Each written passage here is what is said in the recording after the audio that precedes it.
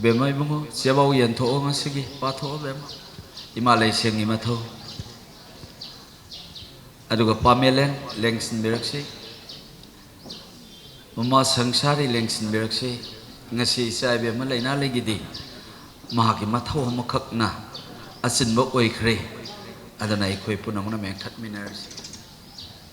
ngahak laibiraga sem saraga laibiro thausil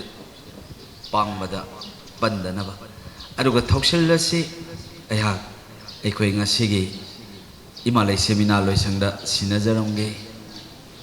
si pathok paloira matam yajar ahan bamaktada laiweba panthawi pabu nasana ikopno na punemjari mathang thangnajarakpada laifam lena sigi panthau sakpada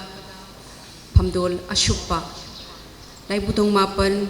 imalay sem ina loisangi managing committee gi thomi sing panagi thauko thomi sing James ki thomi palem sakpi panthau sakpa ningol piba loinana electronics samasung print media gi lengbire iba ichilenau singbo ehangna ikai khumna jabaga loinana ikok nonjari thamagi ahanba yumsa kaisa leptana yumsa kaisa khudingi leptana pangthok tuna lakpa pukning khundinaba yaibirel sakhangnaba ngasi chaichet taret thamanga lisingani kunmanga kalen gi tarani panba yumsa kaisa wanglen pungja mikup simak tada laiwaiba panthau ipagi ya thangkhada panthau isai kolnungda khoipunna khundin binari thauramasibu mapung phahan binabagi damakta lengbirakliba amadi saugat piriba miyamgi maphamda ngasigi thauramsigi warol samlappa khudol tamjagi aidi likhini wari ohengadabani ichana pautak pukning khundinaba yaibirel sakhangnaba chaichet taret tha manga lisingani kunmanga thamagi yumsa kaisa ahanba kalengi tarani panba ai hak mi oiragasu khanthaba ngamba mi maraktagi akhannaba ama oina ai poglai taibang sida kumja lisingamaga chamapan humputara March kunipan lamtagi kunmathoi panba thangza numiki mangang pungza mapan tabada madusu punshini taibang chinja charakhi mioiba amagi punshigi tangkak kharadi yamdrabasu yamdana punshi matek amakhakti ai hinglakhi kumja lisingamaga chamapan marifutara manga August kuntaret langpangi nong mapanba nomaijing numitki kuman pungsa mapanda shafung laki aidi khangde khonjel amakhak ishadagi thoglei napudau sanjen sana pakhangba aina imaibu iyana chiklamba thadoklabani taibang miyamgi awaba kannanabagi damak laglabani nabudau aihakti laina kauraki pari haibasi I ariba mapabu ngosak khangbaduni I pari kauribasi wahai simak aina lauksinba tabani aingonda hairakpanina miyamda hairakpadi nattabanina aigi haija singjaba tonganba ama laina lesembirakpada yaurei chahi 57 subagi manung hendoktringsai sida aina khangbani aina ngasi phawbada laini haidribase asingba oibaduna haidribani apangba oiramlagadi ai laini haina toina haigani ngasishu aina haigani aidi asingbanina aidi lai natte taibang mapu sidababu ningbani ai lai tongbasu nachadi thamagi yumse kaisa ahanbasi aina yamna maru oina lokhache yumsem kaisema numitni pukning khuntinaba yaipile sakhangnaba aidi likhini wali ohen katabani ichana pautak wari sigi manungda kumja sigi oina mi taret lisingani kunmanga kalengi tarani panba numitsida maitai phurukki oina lesemlakpa matamda lailing lona puduna lakpa lengak longi manung changadaba ahanbada ima leimalen kulum sitabi leho chatkoi ani shuba thanglon chatkoi ahum suba Maitei Kanglei Pak Shaitai Ishei Mari Suba Hoi Sathek Sanoi Chatkoi Hairiba Singsi Manungda Shak Pongbadi Ima Lemeleng Kulum Sitabi Leho Chatkoi Amadi Hoi Sathek Sanoi Chatkoi ni Ani Sina Maitei Gi Puwari Amagi Culture da Maitei Leipak Sida Maitei Phurup Ki Oina Leithon Yumpham Tholabani Maitei Ekhoi Mai Pak Labani Maitei Hingalak Pasida Khushu ama Oina Pumnamak Sing Sigi Mayek Sing Ase Aina Iraga Ishei Ole Chatkoi Oihelle Shell Putogle Yeiriba Khutyai Takpire Tawdrigi Makholda Khutki Khutkat Tambiri Pena Khukhong Khutli Takpire Langte Yehelle Ngasigi Pangthokliba Thoram Singse State Ki Thakta Pangthokpani Phurup ama Hingbada Lining Mashak Khangna Hingadabani Lining Mashak Takpabu Inatni Inat Sina Malemgi Mapam Khuding Makta Shak Takadabani Culture na Achoba Pampak ama Puduna Chatli Maitei Chatsu Chatkadabani Maitei na Maitei Khuygi Culture Bu Malemgi Mapam Khuding Makta Puduna Ngasigi Chatkoi Amadi Ishaida Thaugal Pangbi Gadabasing Ahan Bada Ima Lemeleng Kulum Sitabi Leho Chatkoi Thaugal Pangbigadaba Piba Singi Minglen N Nongdren Sana KSS Luchingba W Mangal M Yohenba P Pakhangba S Luchingpurel K Achanba Ningol Singi Marakta H Henleima Y Inaulembi S Ichentombi N Lanchienbi L Leima H Tondon Sana L Inaulembi Langteda Angom Ramesh Pena W Roman Tawdri L Ratan Ishai L Shantikumar Ani Shuba Thanglon Chatkoida Thau Pangbigadaba Thaugal Pangbigadaba Piba Singi Minglen M Panganba S Gambir K Rocker Ningol Singda L Gitanjali S Leimathoi K Nganthoi W Hiai Leima M Sananu B Netri M Eliza Ahum Subada Maitei Kanglaipak Shaitai Ise Seisek Pasing L Shantikumar N Inausana L Diparani T Selina M Anjali R K Santarani N Yohendi Bamboo Drum I Robert Pena W Roman Tawdri L Ratan Langte L Bebe Y Galeni Upagta T S Lanlaibi Wakok Parengda T Janibala Wapumde S Tharongangbi Mari Shubada Hoi Sathek Sanoi Chatkoida Thaugal Pangbigadaba Piba Singi Minglen N Nongren Sana KSS Luchingba W Mangal M Yohenba P Pakhangba S Luchingpure N Ningthem Tomtin N Watemba CH Yangba Loina Nangasigi Ngamok Yelho Chinjakta Lai Tharoi Kilo Chamaga Kun Tongi Maitei Di Chak Saba Purupni Mi Lak Labadi Maitei Ekhwigi Chatnabida Nungshiba Masak Takpadi Pukchel Sauba Masak Takpadi Chak Chak Ro Chak Saminasi Chak Charaga Hallo Haiba Chatnabido Aina Muk Puthorakli Miyam na Noi Miyam Tinba Mapamda Refreshment Haiba Ngamoksida Aina Sak Pijabasi Sakhattaba Oina Ui Maitei Ekhwina Sak Puthok Tragadi Kachori Alu Chop Samosa Bhujia Nimki Jalebi Ladu Plau Puri Khichdi Kheer Hairiba Singsidi Maitei Gi Natte India Gini Maitei Gini Haiba Yaba Natte Chow Momo Dry Food Chicken Sun Oak Hameng Sandang Iroi Ashina International Gini Hairiba Si Maitei Ekhoi Gini Haiba Yaba Natte Phurup Ama Lining Ama Masa Masagi Chakcha Ngakpa Ngami Mitop Singdi Maitei Ekhoi Di Isagi Nat Chakcha Ngakpa Haite Langon Gi Matung Ina Langtai Chaki Maitei Inat Yelhau Chaksa Puthok Pani Aina Miyam Tilaga Maitei Chaksa Masak फोंबनी पेकलिबा होगलगलिबा अंगांसिंगदसु Meitei चक्चा खंगनगदबनी मियाम तिनबा अराइब नते लयाम तिनबगा पांखकनी लयाम तिलिंगाइदा lining फोंगहोगदौबा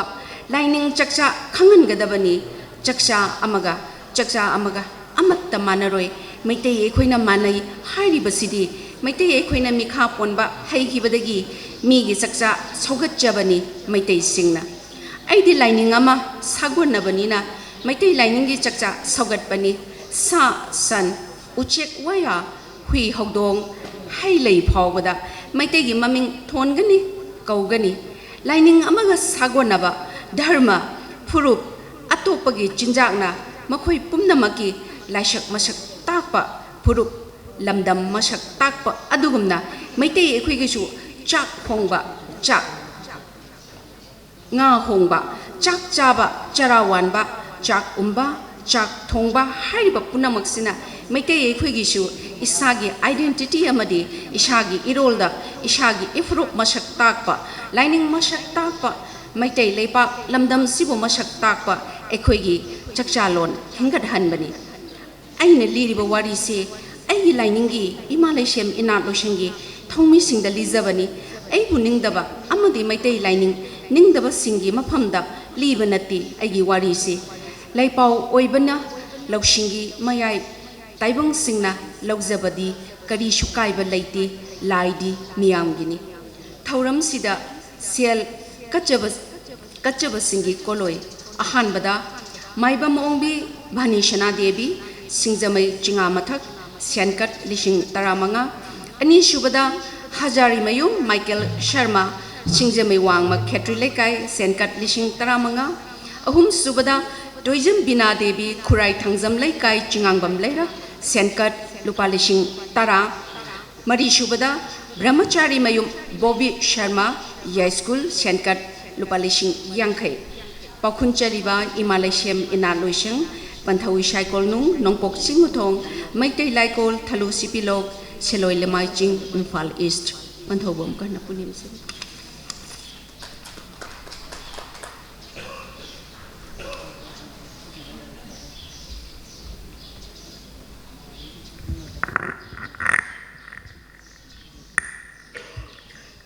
असुमना इमालेशन इनालोशन की assistant secretary ना वहाँ तो वाथोक पिरम लमगी मथंग थंग नजरक पासिदी ngasiगी इमालेशन इनालोशन ना थाबों खुदिंग पांगथोक तुना लाक्सबा पुनिंग खुंतिनबा याइबिलेन सखंगनबा था अमगी अहानबा युमसे खशमी फमसिदा इमालेशन इनालोशन की अनोबा चटकोई production इमा लेमरेल कुलुम सीदबी लैहौ सटकोई अमदी होई साथिक सानोई सटकोई शाफोंबगी थौलम असिगिदमक्ता थोइदोक हेंदोना इकाई खुमनबदा मतिक चारबा इरमदम कंगलेपाक असिगी मणिपुर यूनिवर्सिटी ऑफ कल्चर की वाइस चांसलर ओइना थौपुबिरिबा पंथौक सकपा प्रोफेसर पाउनम गुनिंद्रो मथंग थंग नजरकपदा जनरल सेक्रेटरी उकल पंथौ सकपा मुतुम मनितोन गानबा guest faculty department of Umang Lai हरावबा मणिपुर यूनिवर्सिटी ऑफ कल्चर अमदी मैत्रम सुमतिबला देवी प्रेसिडेंट इमालेशियम इनात लुशम मचंग खैगतलबा ngasiगी पांथोक जगदौरिबा साफोंबगी थौलम असिगी मयाई तांगबलदा मिको मिथोइले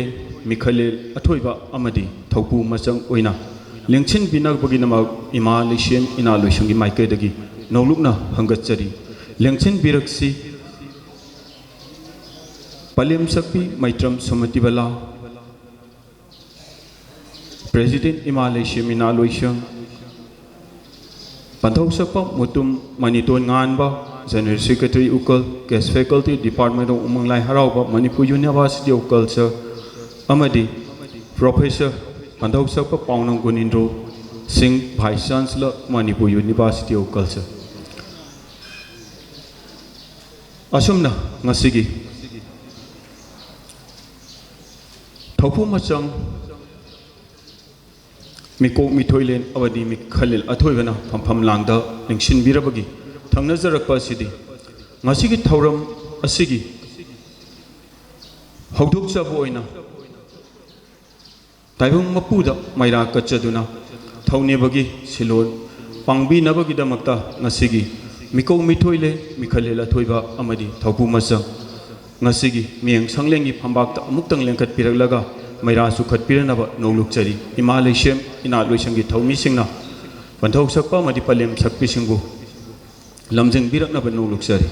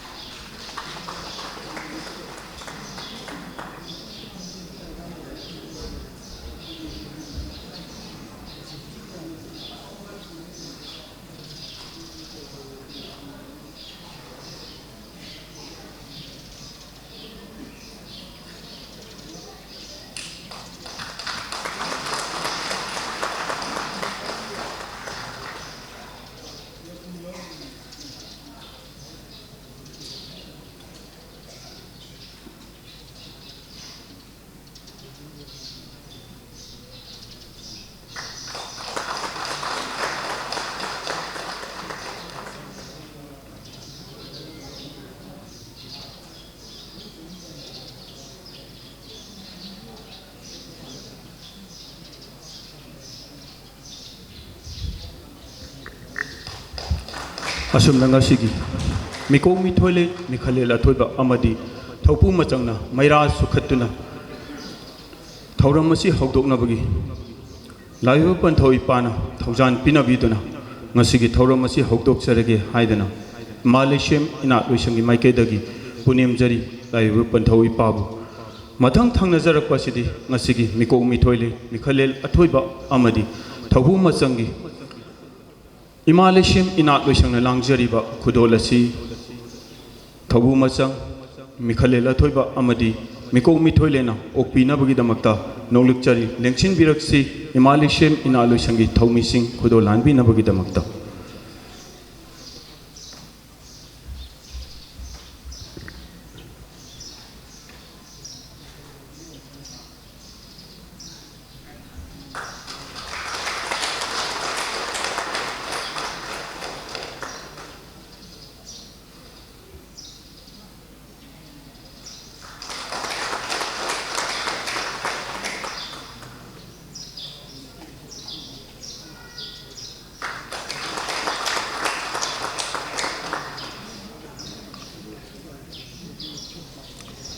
Thagachari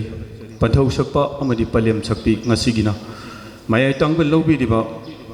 miko mithole mikhalela thoiba amadi thobu masang phampham langda mung lingchin minaba noluksar ngasigi thauram asigi makhasata jarakpa thauram paring singi manungda taramna uksabagi warol thambirana bagi damakta amung noluksari Palim Sakpi Arki Sangsari member Ilil Lengthin Biraktuna Ngasigi Taram Nok Sabagi Waro Thambirana Bagi Damakta Imalashim Inaloichangi Maikai Dagi Hangachari Lengthin Biraksi Palim Sakpi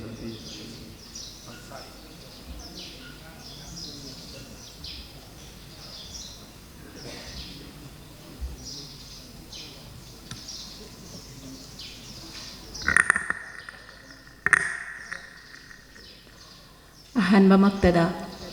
mitbang the lengshin biriba ekhoi mayam punamaki layoiba panthoi pagi mafamda nachai hak na punem jeri amading laikola siku kon biriba ngak sen biriba leyam punamaki mafamda su hak na punem jeri ngasi yai faraba kalen gi tarani panba yumza kaisa mi gi natang taret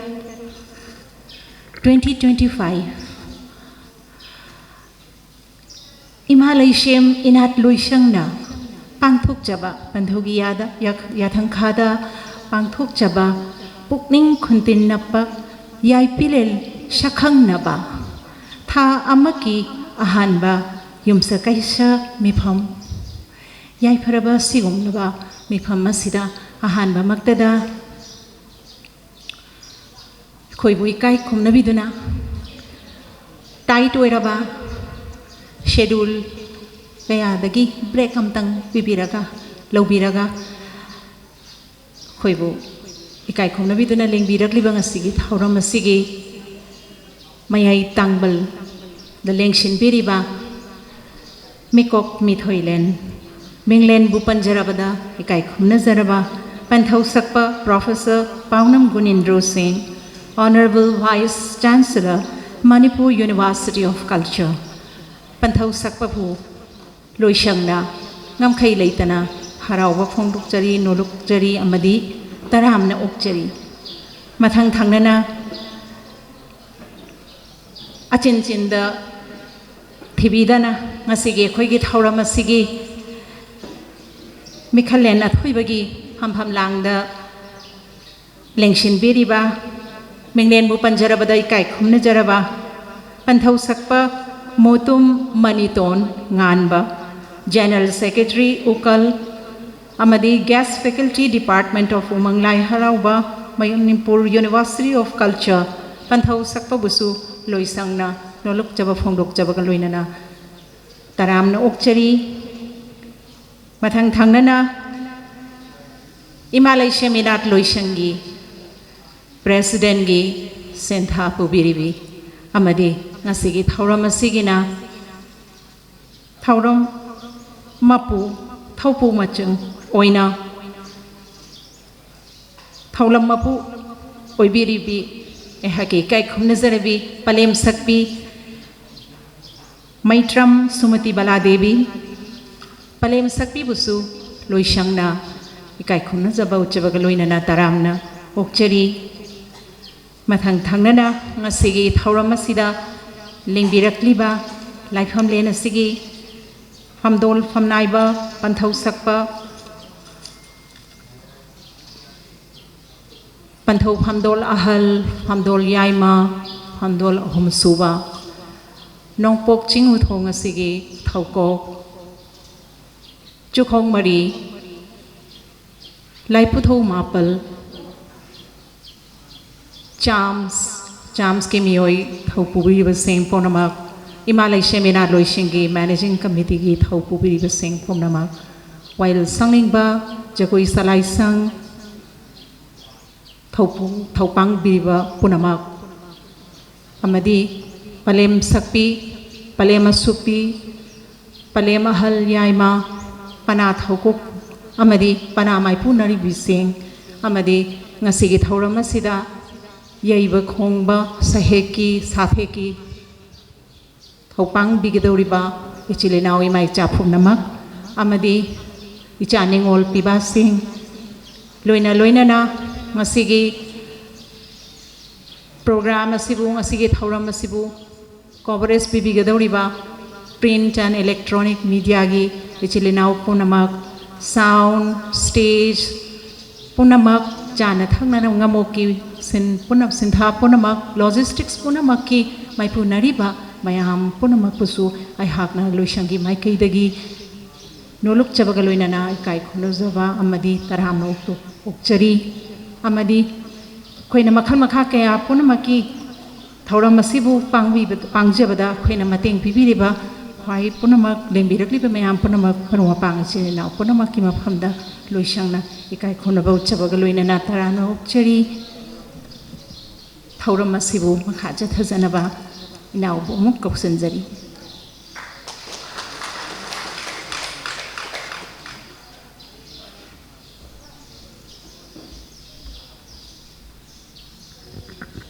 Thagachari palem sakpi mathang asidi Himalaya ina luishangi na ho production o jagadori ba ngasigi sapong kador ba satkoi ahan ba ima laimarin kulum sidabi ayo satkoi thawal bir na bagi damakta lengchin birang na ba no luxury ima laishem ina luishangi makhada satkoi shalai shangi thoksil pangliba mahiroi sing pipasang gi mat mingle oina hangatsarabada N Nongdren Sana KSH Lusing Ba W Manga M Yohen Ba Pipa Khang Ba S Lusing Pure Amadi K Asan Ba Ningol Singi Maraktagi Aish Hen Laima Y Inolembi S Isantombi N Lanchenbi L Laima Haistonton Sana Haidiba Mahiroi Singasina Ngasigi Satko Yesi Togol Bigani Loinena ngasigi satkoi asigi langti yaibi gadaba e ramesh penagi thogol pangbi gadaba W Romel tawdrida L Ratan amadi ishaida L Santik Kumar lengchen biraktu ngasigi ima laimale kulum sidabi laihau satkoi sakpong binabagi damakta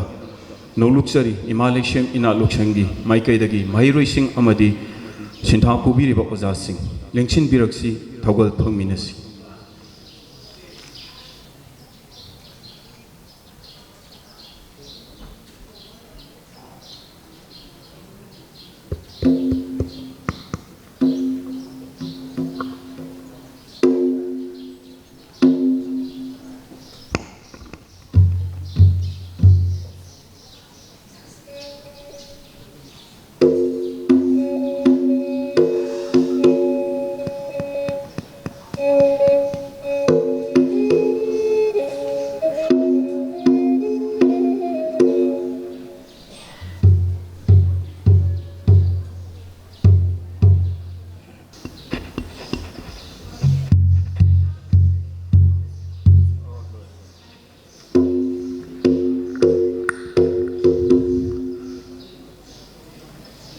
ngasigi satkoi asi khudol tamjagadabada awat pakitang lushin gazaba aikoigi artist khari yaubadagi aikoi hojik ahanba thanglon chatkoi hana thaugal jage haiduna ngasigi lengbiragliba gesingi mafamda noluksari thanglon chatkoi utpi gadawasu Mahiloi chatkoi shalai sang lengchen biraksi thanglon chatkoi utpi nabagi damakta biba sing M Pangamba S Gambir K Rocker ningol singi marakta L Gitanjali S Laimathoi K Nganthoi W Hiyai Laima M Sananu N Netri Amadi M Elijah asumna thogol phangminasi thanglon chatkoi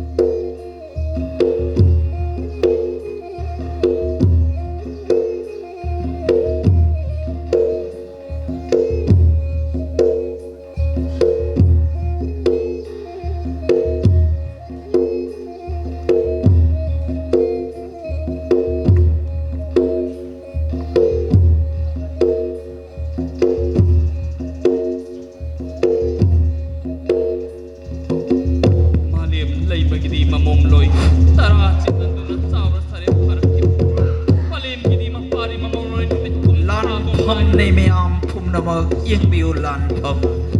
nupa na kana nupi na kana nga sige malem tai bang pan da mai tai lei pa ki kheng lak yaw ne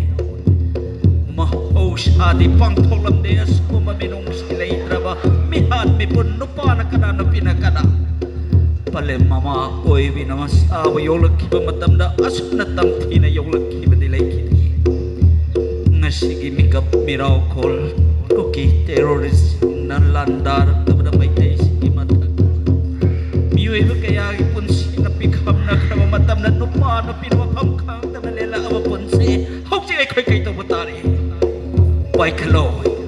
na khosu pai khalo ibu do pa khang bagi alon khobom mayai hen ba pai khalo yak khano lamba thekno len bataw ni punsi lamul sigi lang tai snai khoi chu pang thok bataw ni na thau ni yak khat na ga daw ni lamba thek na ga daw ni punsi sidi mi oi bata somna chi khi ka chno mo hing kal ka daw ni khoi khoi thongna na loi ba nai draba I kheng khak ta na lai hau oi rang la ba mai tai lai pa ka ri ni ngan na ga daw ri imo pai khalo lamba ni theng na ga daw ni pari ma na ngamre imo ma na ngambra mabung ma pa pu na mag sarik sarat tamak ga daw ni mi oi bi gi pun si da yang that na ga daw ni tai bang pan pu na mag te ho ga daw ni aseng ba sum ba duk khak ta da malem lei magi tampak khak sei sa helal loi dam ni no pa kana no pi kana no pum na mag ngasidelan theng na bata ba ni yeng biu tai bang pan ngasi malem asi aroi bigilan pham na lak laba matam da di imagi mo na thong na khak ta na ngai re do hoji na ring jen khak ta na ngai re do lamba theng na rak ka da bas di mo na pioi re bas no mana chaga no ma di asi bai khaya nom da lai ka da matam na ngam mi ba ma khai na thong na na ring jen ku na bang na lamba theng na bata bre malem lai magi ma pari malem lai magi ma mom la iman pi be thong na leng je amush la ba theng na bata ba de malem lai mai pa nasidi malem tai bang pal se ikheng pum na bak sing adon lai haw oi rak la ba da sauras re parak le ma pari ma mom loi kaya ma ningan naroi si malem imagi tampak khaksidani ahen ba kaya gi langol lang tai gi ni matam gi khong lei na lak bata ba ni mi oi ba mapu ning si mapu son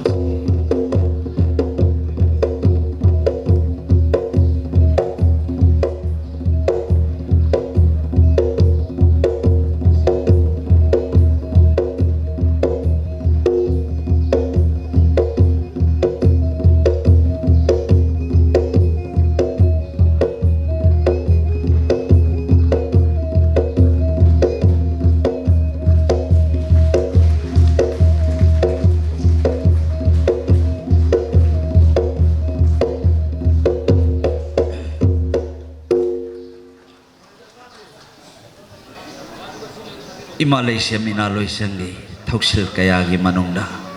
mai tai karam na kan gani mai tai lei pa karam na hingani mai tai ai khoi hojik kari pang thokshi puning kunden na bayai virel sakhang na bada wahang su pa khom su ai khoi khudimak lem na mangaloi si mata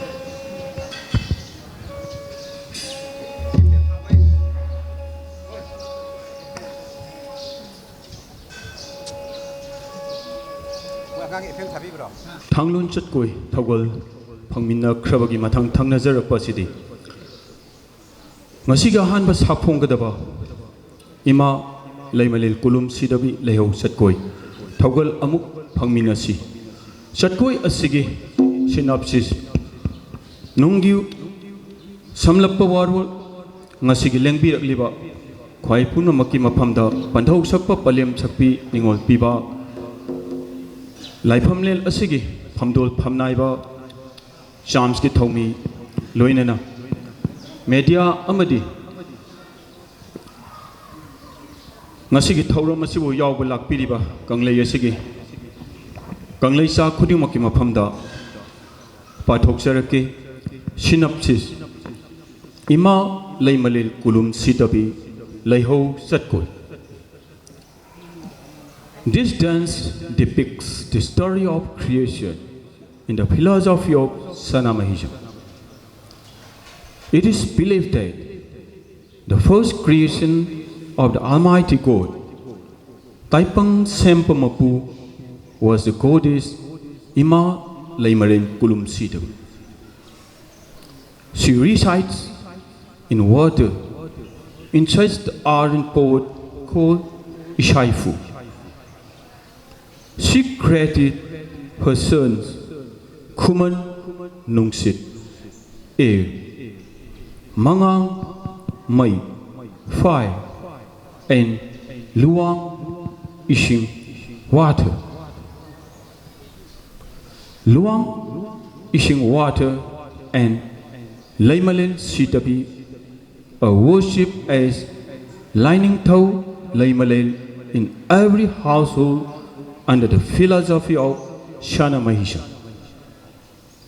Mangang Mai Phai and his consort Laisna rule over Khanglei Phak as King Pakangba and Queen Laisna. Kuman Nungsit Air is worshipped as Ashipa Iputau, also known as Yumpi Makom Ahanput, in every Meitei household. Thereafter, Ima Leimalil Kulum Sitabi proceeded to create other forms of life in art. The first such creation was Uhal, meaning all these three, followed by the creation of the Haiku fruit, gooseberry tree, the Laishang curtain, flower plant, the Laishang flower, the banana, the pung pai, the lang tree flower plants, and shaw. The dance performance portrays the creation of life on earth and illustrates the close relationship between the Almighty God and human beings in the primeval times under the philosophy of Shana Mahisha. Asumna, Ima Leimalil Kulum Sitabi Leho Satkoi Asigi, synopsis Asina, Mayam the Piri Pauzil Asiga, Iroinena, Togal Pangminarishi, Ima Leimalil Kulum Sitabi Leho Satkoi, Amukaning Chingjagi, Satkoi Asibu Togal Pangbigadaba, Biba Singh, El Nongdrin Sana, KSH Lusingba, W Mangal, M Yohenba, Pipa Kangba, El Lusing Purel, K Asanba, Ningol Singi Minglenda, Ais Henleima, Y Ino Lembi, S Isentombi, N Lansenbi, L Laima, Hais Tondon Sana, L Ino Lembi, Loinena, Langte Togal Bigadaba, A Ramesh, Penada, W Romel, Taudri, El Ratan, Amadi, Shaida, El Santi Kumar. Togal Pangminarasi, Nasigi, Imalishem Ina Lushangi, Anawa Production, Ima Leimalil Kulum Sidabi, Leiho Satkoi.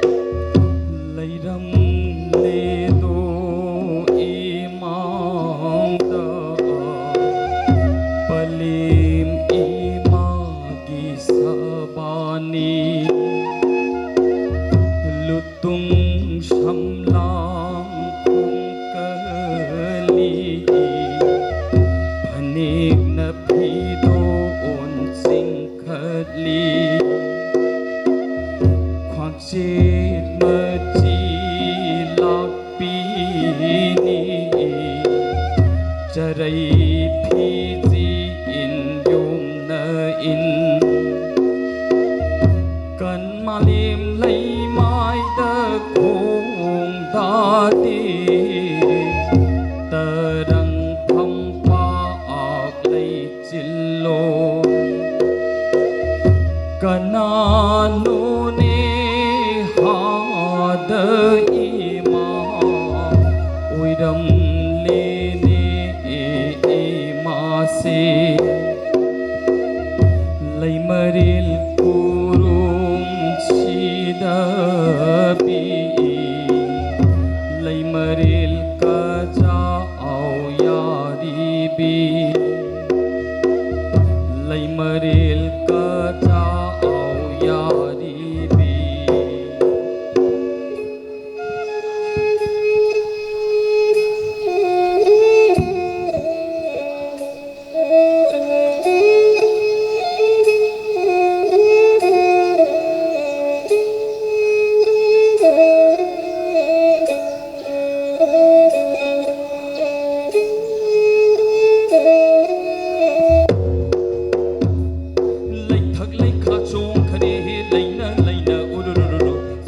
loi banai tere mang ta tung da machili lai thang ni lai khani chong li ba up lai ni da long lai ni up lai ni da long lai ni up lai ni da long lai ni up lai ni da long lai ni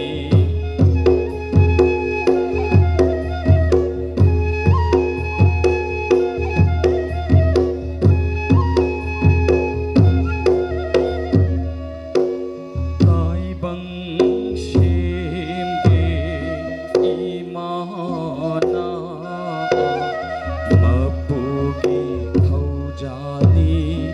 palim ima ai bang pan ba shem lam ba da palim imana mahali laimaril kurum sidabina macaku man pari puthokle maini mangangi puthokli ba ising ni luwangi ahum chuba ayo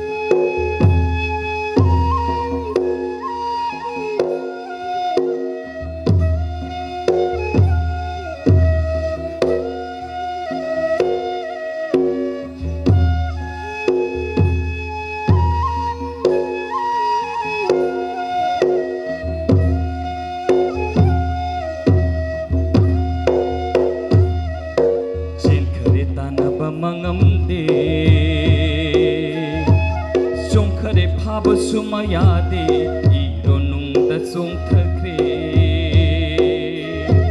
nong thakta amuk sen khatre nong thakta amuk sen khatre amuk shupun na punshille haina baya bani khalluba ahum thok na chen khare pale mama gi khut shadi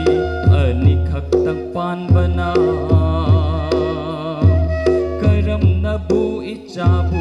karam nabu ichabu lakshin gadagi hadapan thau lakshin gadagi hadapan thau tai bang shemba mapuna hayawa mabu tharak le imadi laimaril kurum di sidabi ni shakai ahum khai dokpa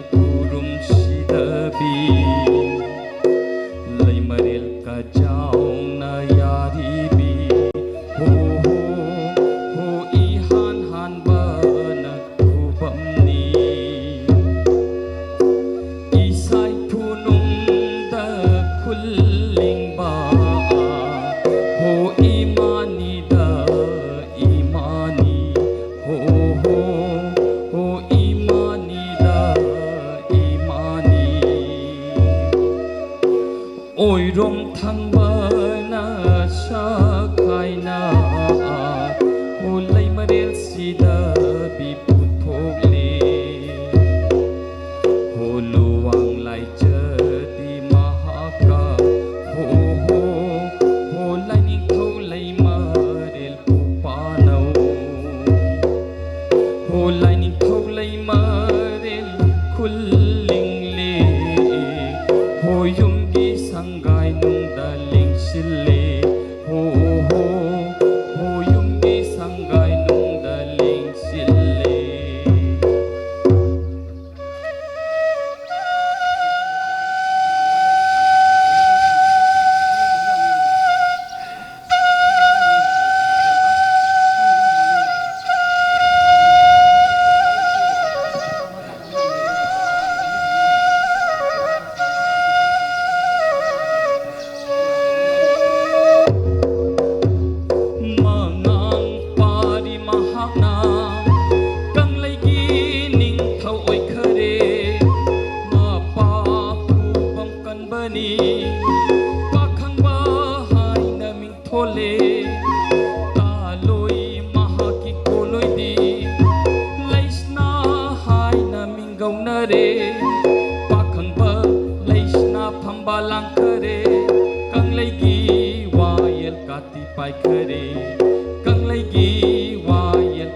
pai khare khu man pari sing khong di mam na phi zang phi man ba achi pa hai na ming thole tai bang yum ling shangai gi ure pu yum oi khare ta loi tham lam loi imana ka tho patana lai se mu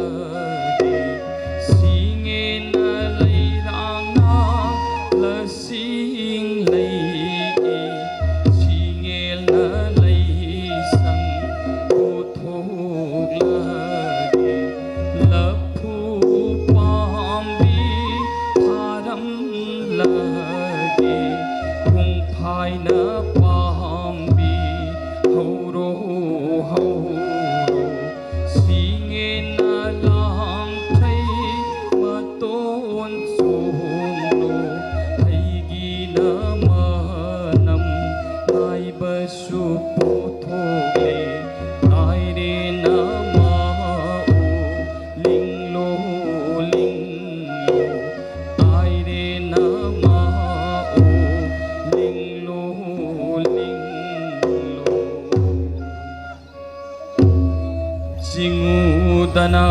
tharam batairel na khoyum lai phamba tharam lagi tairin masan khiktok lam lage langthai mahakilai nam nasu khiktok lam lage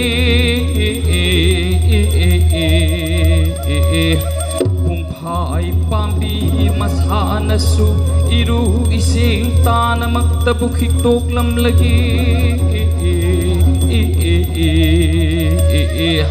hairang haidi manam na aibana nongpong ning thogi lamoni langthai pambi pandong nasu pan thoi bigi lamoni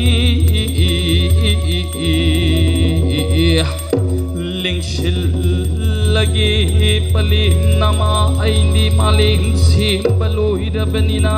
ima alai maril kurum sida bina isai punung dabu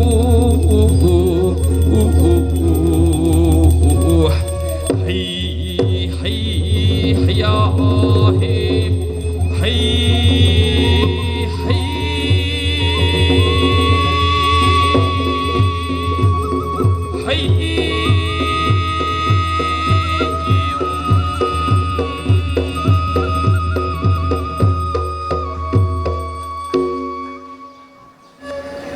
Saisak loy kaya na lang silaglay miyam itagal taw na bagidama miyam sa tarab na upiyo ay ko'y masen syawat minawa malay masigi masagtakpat sa isa Ina.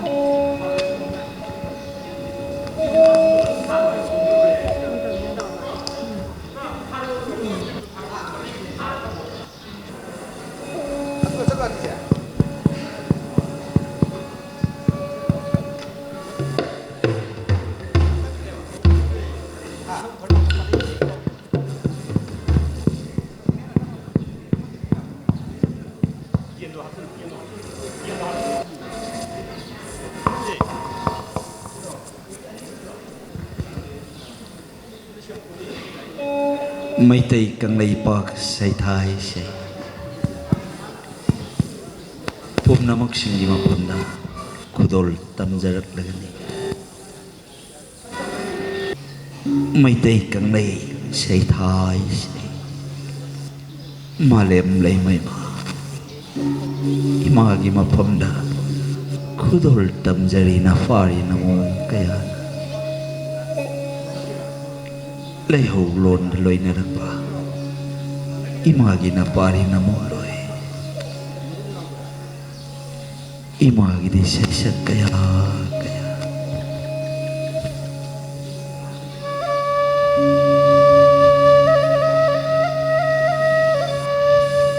may tay kang lay seta sesat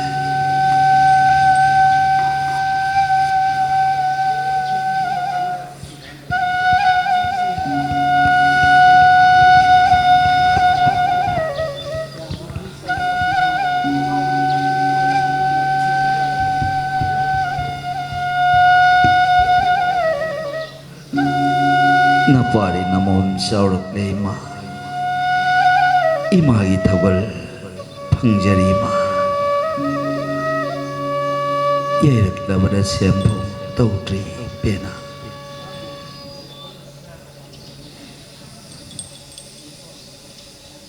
matang kungsat kaya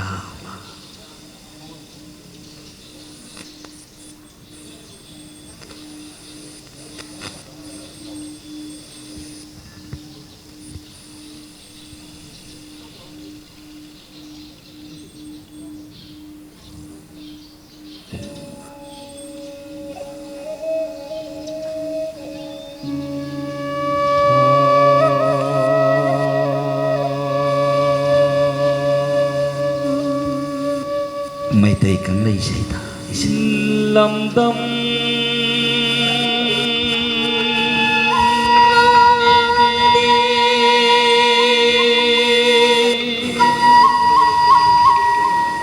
kang lay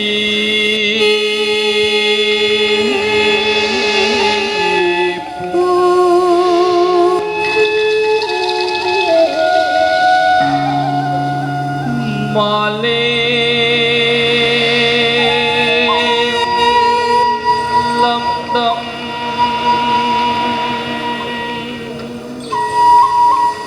kang lay pa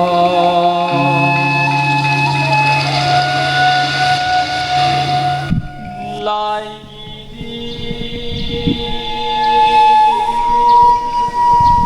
lamdam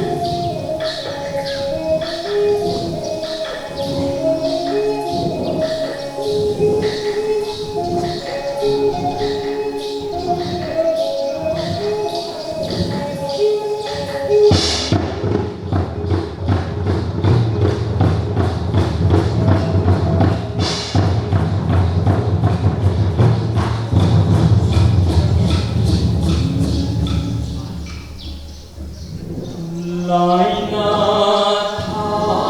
kênh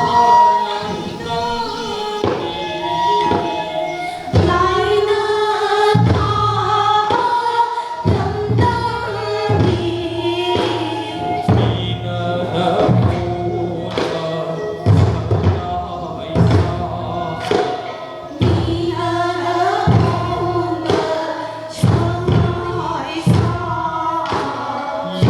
bỏ lỡ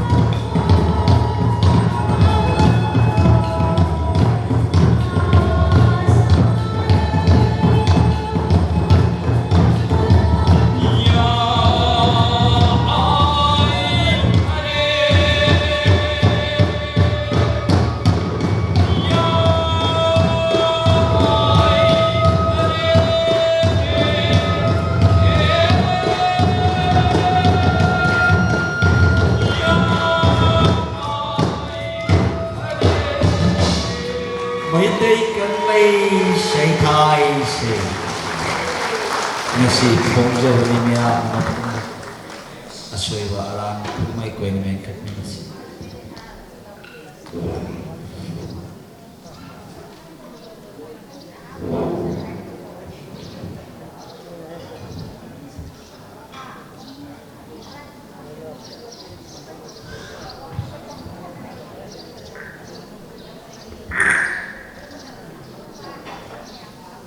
Maitai Kamlei Saitai se Thawal Pangminarabagi Matang Thangnazarapa asina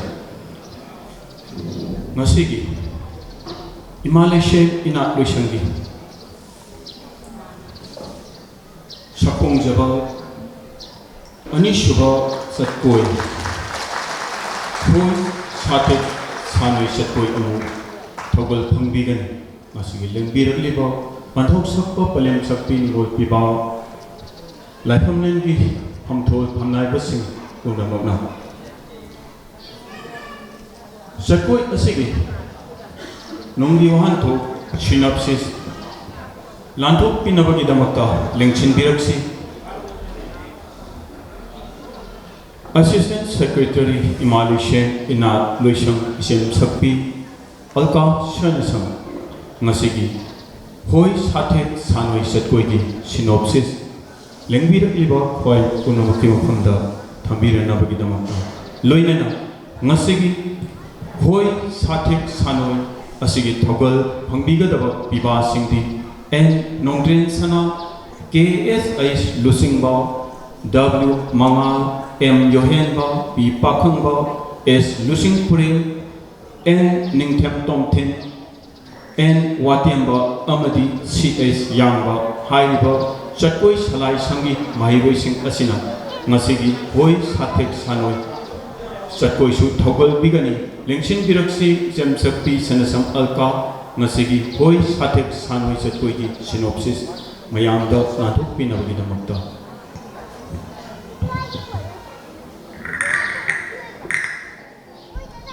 Thagacheri Iwashapa Pamele Synopsis Hoi Satek Sanoi Chatkoi. This dance shows the pathway towards the growth and continuity of human lineage and its civilization in the philosophy of Sanamahism. It presents the mirrored creations of the Supreme Creator, Taibang Semba Mapu, in order to ensure the welfare and happiness of his human progeny in Klei Park.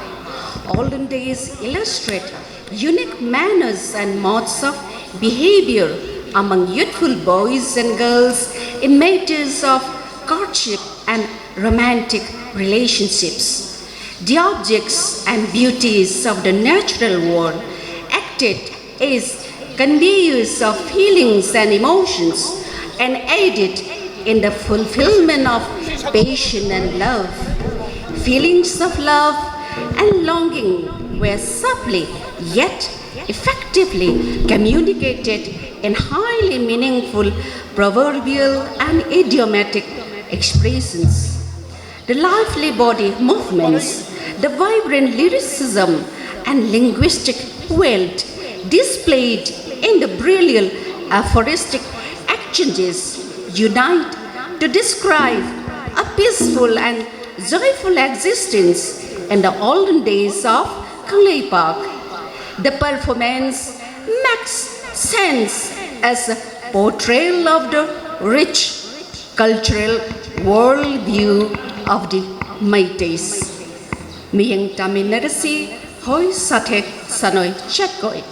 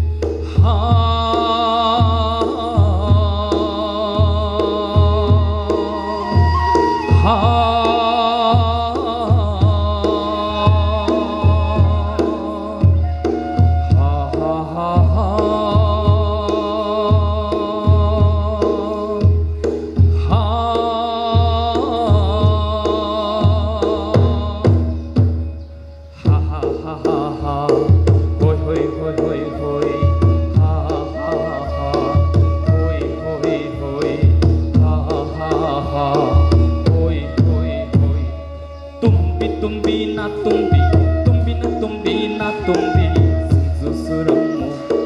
singzu suramu hai singzu suramu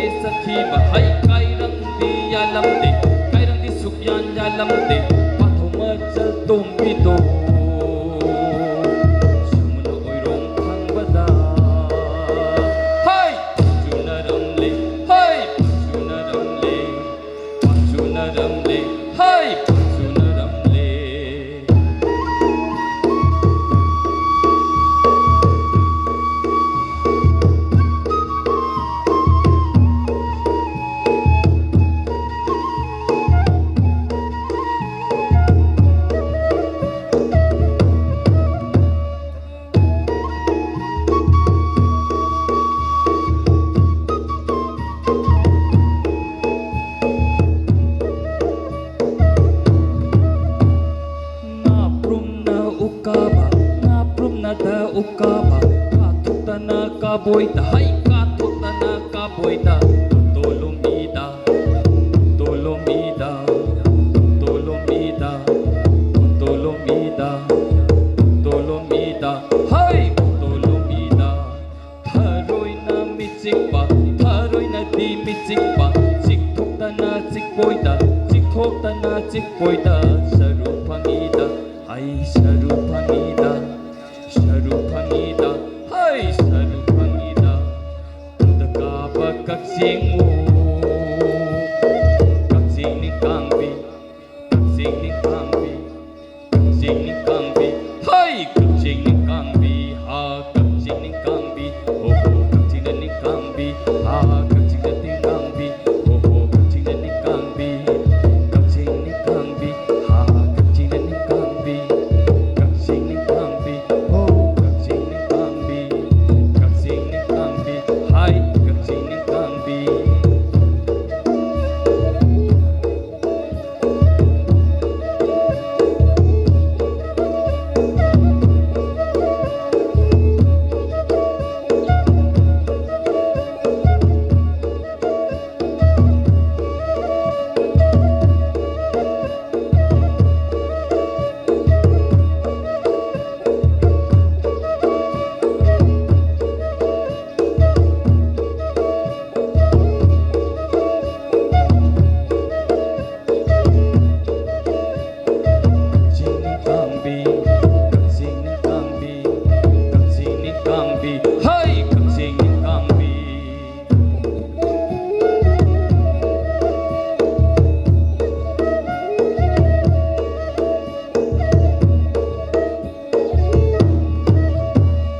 ꯅꯤꯡꯊꯧꯔꯦꯝꯕꯤ ꯆꯥꯒꯅꯨ ꯅꯤꯡꯊꯧꯔꯦꯝꯕꯤ ꯆꯥꯒꯅꯨ ꯈꯨꯅꯤꯡꯊꯧ ꯀꯥꯡꯒꯅꯤ ꯈꯨꯅꯤꯡꯊꯧ ꯀꯥꯡꯒꯅꯤ ꯈꯨꯅꯤꯡꯊꯧ ꯀꯥꯡꯒꯅꯤ ꯍꯥꯏ ꯈꯨꯅꯤꯡꯊꯧ ꯀꯥꯡꯒꯅꯤ ꯈꯨꯅꯤꯡꯊꯧ ꯀꯥꯡꯒꯅꯤ ꯍꯩ ꯈꯨꯅꯤꯡꯊꯧ ꯀꯥꯡꯒꯅꯤ ꯁꯥ ꯀꯣꯝꯄ꯭ꯔꯦꯛ ꯆꯥꯒꯅꯨ ꯁꯥꯒꯤ ꯀꯣꯝꯄ꯭ꯔꯦꯛ ꯆꯥꯒꯅꯨ ꯅꯁꯝ ꯁꯥꯡꯒꯅꯤ nasam sanggani nasam sanggani nasam sanggani nasam sanggani hai nasam sanggani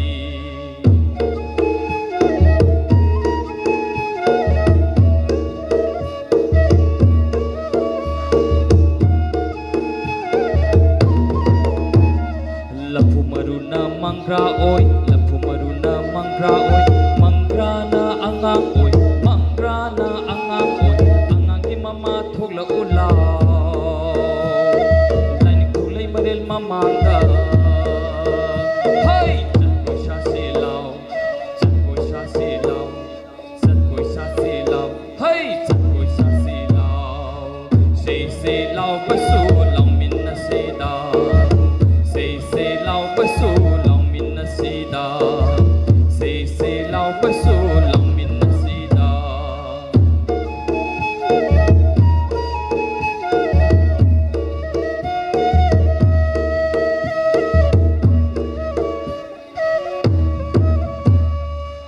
lai su ning thire kongyan su phajare lai su ning thire kongyan su phajare lam phenawa kombi dai lam phenawa kombi dai tangin da sati kundo lai tangin da sati kundo lai leirang chu neida leirang chu neida leirang chu neida leirang chu neida leirang chu neida hai leirang chu neida pungna re pungna re pungna hongna re pungna re pungna re pungna hongna re pungna hongna re hai pungna hongna re yengu sali balai se yengu sali balai se sai ki mateng pang na balai ni sai ki mateng pang na balai ni nurata khelai nurata khelai nurata khelai nurata khelai nurata khelai hai nurata khelai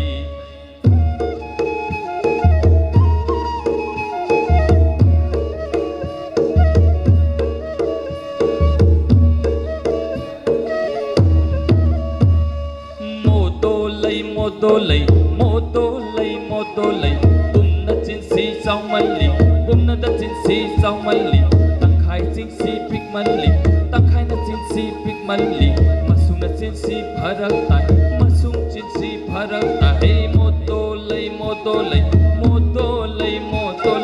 sabina lay rang pa na ring na naw na ke jage sabina lay rang pa na ring na naw na ke jage na naw na ke jage hai na naw na ke jage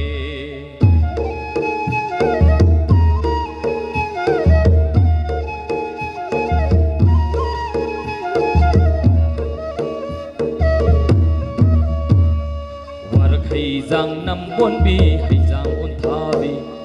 war khai jang nam bon bi hai jang un tha bi hai aina tha ge tha de da aina da tha ge tha de da lai na tha bani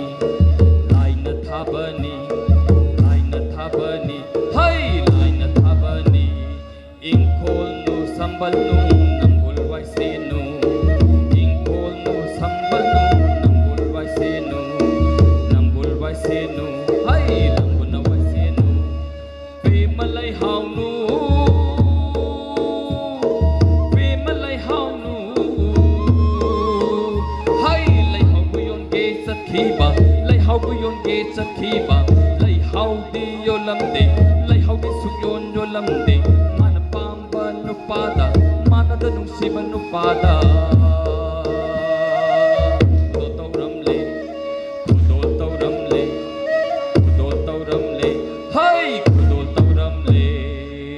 nong na chu ba ne nong na ta ba ne nong na chu ba ne nong na ta ba ne sabina lai rang he ki ba sabina lai rang he ki ba karam na bu halak ba nong na chu ba ne nong na ta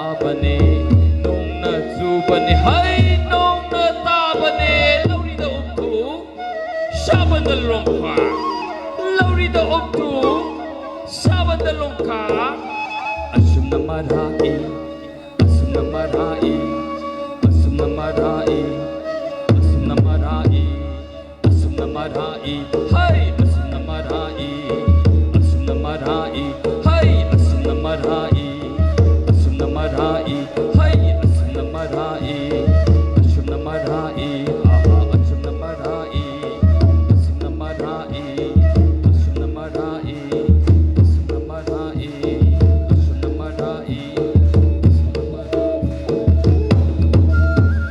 asumna marai asumna marai asumna marai asumna marai asumna marai asumna marai asumna marai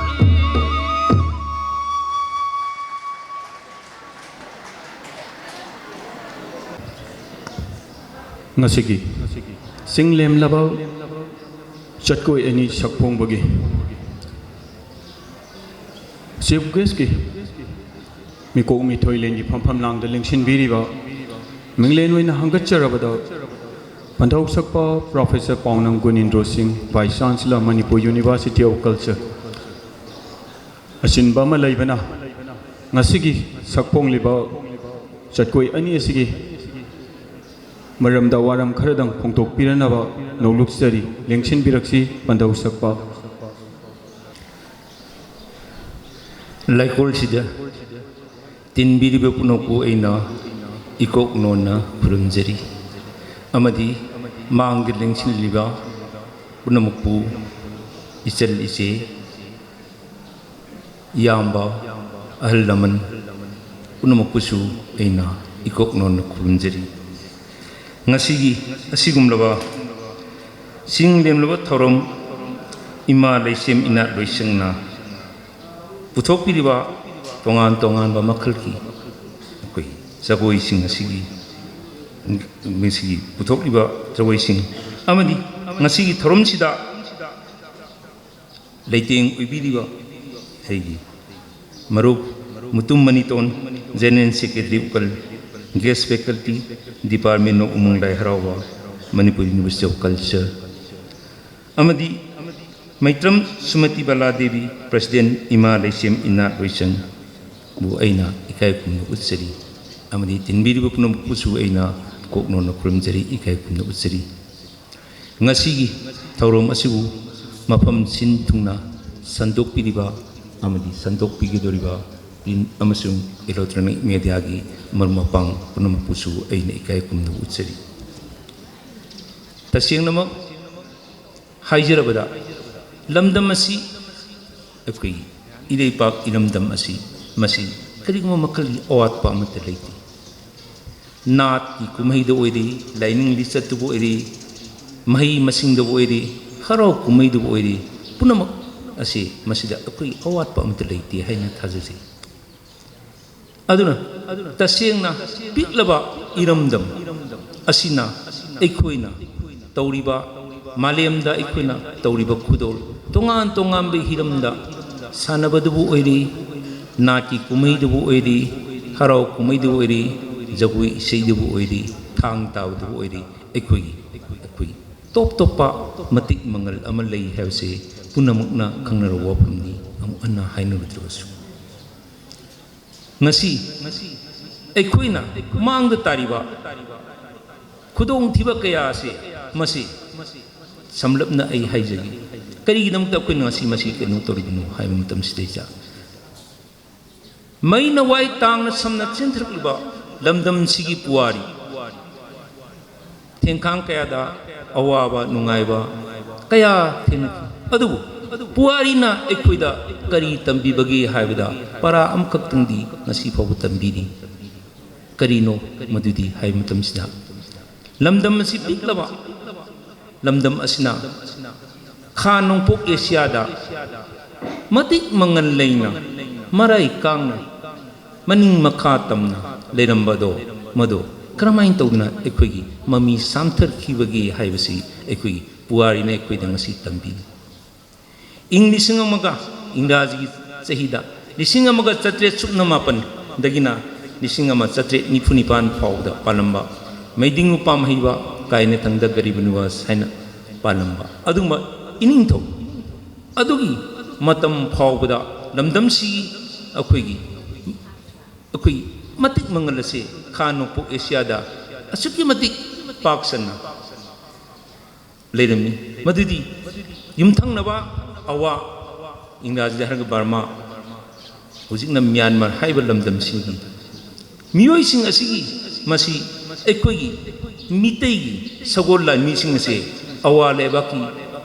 no अवांग थंगबा अवा लेबाकी मिपाई थबाइबा अमो ओइरमी हाइना एखोइना खा नोंपोक Asia की इतिहास ते याव वारिदा मयेक सेंगना मय यावी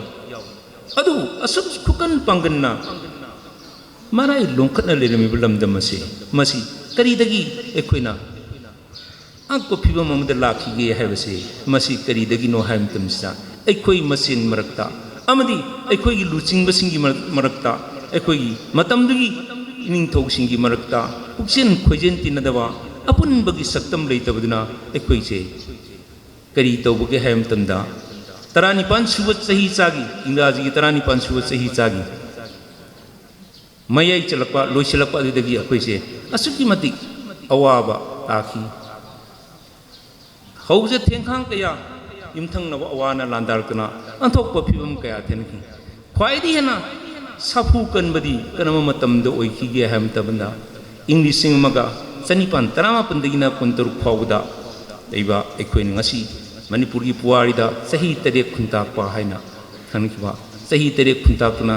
पुनम अखोइ लेफम चाफम खंगना अक्पा फिबम अम लेखिबदो मधु करीदगी no high मतम सिजा एखोइगी मतमदुगी किनो सिंगसिना अखोइ लेंगाकपसिंग निंगथौसिंगा पुक्सेल खोजेन तिनदबा अमग तिनदबदगी मधुगी फोरदुना अखोइसे अंतोकपा फिबम अमद लेखि अदु मैदिंगु एखोइगी गमिसिंगना अमना सेमगत सागदना मरा तान लेर अमतुंगसिदा अमसु केदोगदिगे हेमतमदा 1891 दा एखोइसे अमना ब्रिटिश की मकुता खुदुम चंद्रा अंथोकपा फिबमदा लेखि ngasisu akoi kedori eichi एखोइसी ngasiसी एखोइ मसेंगी मरक्ता पुनसिनदबा अमदी अमगा मंग तिनबा यानदबा मसिगी फिबमसिनी अदना एखोइना मांग तारिबसे अमबु ओरे एखोइ पुनसिनबनी पुनसिनबा इसी करी सिरिस चंगे हेमतमसा पुनसिनबा मसिदे चंगीबसे इमोशनल इंटीग्रेशन नेदनी इमोशनल इंटीग्रेशन सी अचौबो थौदांग सी करी लई मदुदने इन लापचरीबसी इमोशनल इंटीग्रेशन ने सी एखोइ तसेंगनमक एखोइना लाइनिंग निसत मानवा अमदी वखलोन मानवा वांगुलोन मानवा मयामसे खरदी पुनसिनबा याबन अदना एखोइना इंग्राजी हर कल्चर हरे अदुगा मितो संस्कृत हरगा संस्कृति हरे एखोइ इरोंदा हरगा इनात हाइरे यामना असंबदा येना मसी पाक्थोक चाउथोगसु तोंगान तोंगाबा केनोमनी अदना मसिगुंबा मसी तिनबसे मसिना अखोइ पुनसिनबदा तिनसिनबदा अचौबो थौदांग अमा लौगनी हाइबसे एगी चेतना थाजजबनी करिनो हाइ मतम सिदा एखोइना तसेंगनमक एखोइ सुमाइन तौना कल्चर दा थाजबिदा फेत बिलीफ लाइनिंग लाइसुंदा थाजबदा मसे अखोइ मानबसे सुंसोइ सुन पुनम यानेबा मधुगी थौदांग सिदा करिनो लाइबसी हाइ मतम सिदा मसिगी मतांगदनी एखोइना कल्चर हेबसे मसिना ख्वाइदी हेना इंग्राजीगा it is the one of the most vital part नि मसि one of the most important aspect नि करिनो हाइ मतम सिदा एखोइसे पुनसिननबगी अचौबो थौदांग अमा लौनबा होनबसिदा मसिना एखोइ कल्चर सिना अचौबो थौदांग अमा लौ अदुना असुगुंबा सि लौगे हाइबा तारदी करिनो हाइ मतमदा एखोइगी परमचत पुरमचत पथांको पुथांको असुगुंबा हौना लोनचत सिंगसे मसिबु योखतपा अमसुंग हिनबाइसे मसि ngasiगी लेरिबा फिबमसिदा तंगाइ फदवा वफम अमा लाखि मधुमंगनी अइना थाजै लाइरो पंथौना असुगुंबा लमदमसिगी इपानात इपुनातु अमोना हिंगतना सी लैने हाइना तांगनबा एखोइ पुथोरिबसे मसि लमदमसिगी लेबाकसिगी अचौबा थौदांग अमा एखोइना कोकथोंनादना पुरी हाइना अइना थाजै अदना ngasi कैदौबगे हाइमतमसिदा ngasimak अइना मसिदिसिदा एखोइगी मैतै कंगलैपाक सयौ इसै सैथा इसै हाइबसिमक सिदिसु मसी कंपोजिशन से याम हेना मसी केनो बाक सन संदोक्तसु लमदम सिगी ओइबा कंपोजिट ओइबा कल्चर की कंपोजिट ओइबा मसक अदो इसे सिमक्तदा यावब्रा हाइन अइना थाजजै मदु अइ थाजबनी मदु मयामना अमुक केनो यावी यावदी हाइबना तो वाफम अमनी अदु करिगनो हाइम तमसदा लमदम सिगी अखोई केनोदा अखोई लमदम से पिक्चर बसु तोंगान तोंगान बा मालेंगी थाका अखोई से तोंगान तोंगा सकलोन क्या लेबा मफुं क्या लेबनी समना हरबदा ngसाई गी हारिबसिदा संगाई ब्रो एंटलर दियार हेना संगाई ngसाई sei थाबदी यावखि अइना खंजै संगाई सिना पृथ्वीदा फंगदबा संगाई से अखोई जे फंग अदुगी अमुक ngसाई थाबदी यावदा सिरोई गी अखोई थमान सिरोई लिली गी मतंगसु यावखिब्रा हाइना खंजै अदना सिरोई लिली से मालेमदा लेतबनी असमाय तौना तोंगान तोंगा मफम चिंगदबो एरे तमदबो एरे लोकताक पातु एरे अखोई फ्रेश वाटर एरे मयाम से sei थाबदी यावरिबसे मसदिसिदा ngसाई हाइरिबा इसै सिमकना अखोई कंपोजिट ओइबा अपुनबगी कंपोजिट कल्चर गी मचलदो यावब्रा हाइना अइना थाजजै अदुना ngसाई हाइरिबा मसी मयाम सिंगसी येंगु मतमसिदा अखोई से मसी मतंग सिदे माना मणिपुरी ओइबना मितै ओइबना समाय तौदना मागी केनोची थागली हाई गिनी कनागु मखरनी अताब खरनी अदु तसेंग नमक्ति मसे तसेंग वफमनी करिनो हाई मतम सिदा येंबियु मयाम पुनम मालेम सिदा लो लिसिंग तरुक चतरुक समथिंग एक्जेक्टली ए निसिंग जदरे ताब हेन मसी फ्लक्चुएट ले असी की मनुंग सिदा मसागी खुई मेक लेजब लोन से मसे साम योगदे अदुमा मालिंग अदु यामबा लोन म्याम सिंसिदा मसागी मेक खुई लेजब मेक से अखोई लमदम सिगी मितै मेक सिसु अमनेबा मसी येननिंगाई दे लितो वाफमनेबा अदुना असिगुंबा अखोई टॉप टॉप मसक अखोई कल्चर दा हैगा नात हैगा मसीगी लेरिबा अदगिदि अमुक कैदौगे हाई मतम सिजा अखोई मयेक तनती थांग तादा अदि अखोई लाई हराव सिमक अखोई यामना टॉप टॉपा मसा अमा अखोइना उनी करिनो हाई मतम सिदा लाई हराव सिमकनी अखोई लमदम सिगी तोंगानबा यामना एस्थेटिक ओइबा कल्चर की मसक अमदी अखोई यामना अखोई मैतेगी मणिपुरी सिंगी कॉस्मोगोनी की मैतेगी थाजबा मैतेगी वर्ल्ड व्यू से लाई हरावदा तसेंग उली अखोइना ओजा मांगदा उकली ओजा मणितोन सु लिंजिमबिरी होरेन हेन मयेक सेंगना हाइबिरकनी लाई हरावबसि करिगिनो हाइ मतम सिदिजा लाई हरावबसि मसदिजा अखोइगी ताइबुं मियोइबना क्रमाय तौदना मालेम सिदा खोंदारको लेसेम नोंसेंलापा अमदि मतंग मियोब चौखलपा पुनमक से मसे ताइबुं सेम मपु मांग सेमबिखिबनी हाइना अखोइना उथोपा अदुगा लोइना ना अखोइ होल अखोइ ह्यूमन डेवलपमेंट अखोइ ताइबुं मियोइबन ओइरको पुनमक से मसे लाई हरावदा मेक सेंग उली अदुदा नतना केदौगदगी हाइ मतम सिदा लाई हरावदा लेरिबा पौरो मयाम सिंसिदा मयाम अमा यावि अदुना लाइरेमा पौसा हाइना लाई हरावदा अखोइना थेंगनजै लाइरेमा पौसा सिदा उरेन मदु ओजामनी तोना हेन मेक सेंग तापिरकनी लाइरेमा पौसा सि रिदलनी ngसाई अनिसुबा अखोइगी होइ सैतक कनोदा सानोइ चक्कोइ सिदा अखोइना ngसाई रिदल खरा पौरो खरा यावgi अदुना क्रमाय तौगे हाइ मतम सिदा लाई हरावबा सिदा अखोइना पौरो कयामा यावि अदुना लाक्चनी वाफमदी मतमदा आइना कोइथि थिजिलु मतम सिदा लाई हरावबगी अखोइगी पौरोइसि मतंगसि लोइसिलपदा वाफम अमा थेंगि करी थेंगनैगे हाइ मतम सिदा इरोइ लोइबदा मतंग इसा चादना हाइब तारे अखोइ कनोदी लोलुलु खोरुलु फदिफोसे मफोसे येतुमनसे महनसे होइथि एफसे मे एफसे येंथि एफसे मे एफसे या हो या असिमा वाफमथे मसलिसदा ngसाई लेरिबा मागी रिदल म्याम पौरोसी गी अखोई लेरिबा ओजाई पौरोसी हाइब्रा केनोम हाइदेन पौरोसी गी स्टिसदा लेरिबा म्याम सिंसि मरक सिदिसदा करी हाइना हाइमेगिदा अरोइबदा पलमी से केने लोन लू लू खौरू लू मसी तोंगामे इंटरप्रिटेशन लू लू खौरू लू काइना अमसु लेको अइगी ओइबा अइना थाजजबददी करिनो हमदमदा मसी यामना फजबा नुंगी वांग उलोन अमदा करी हाइना लोन लू लू खौरू लू मसी ओजा लेखिद्रबा लमदम सिगी पंडित अचौबो ओइबिरंबा ओजा मोइरांगथिम चंद्र सिंह सनाकुनगी पंडित अचौबो ओरमनी मागी पांथोइबी खोंगुलदा माना सुमाइन हलिनी लोनबु लूना तौ खौरू गनु खेक खौइदा हैदो लोन लू लू खौरू लू फदी पोसे मपोसे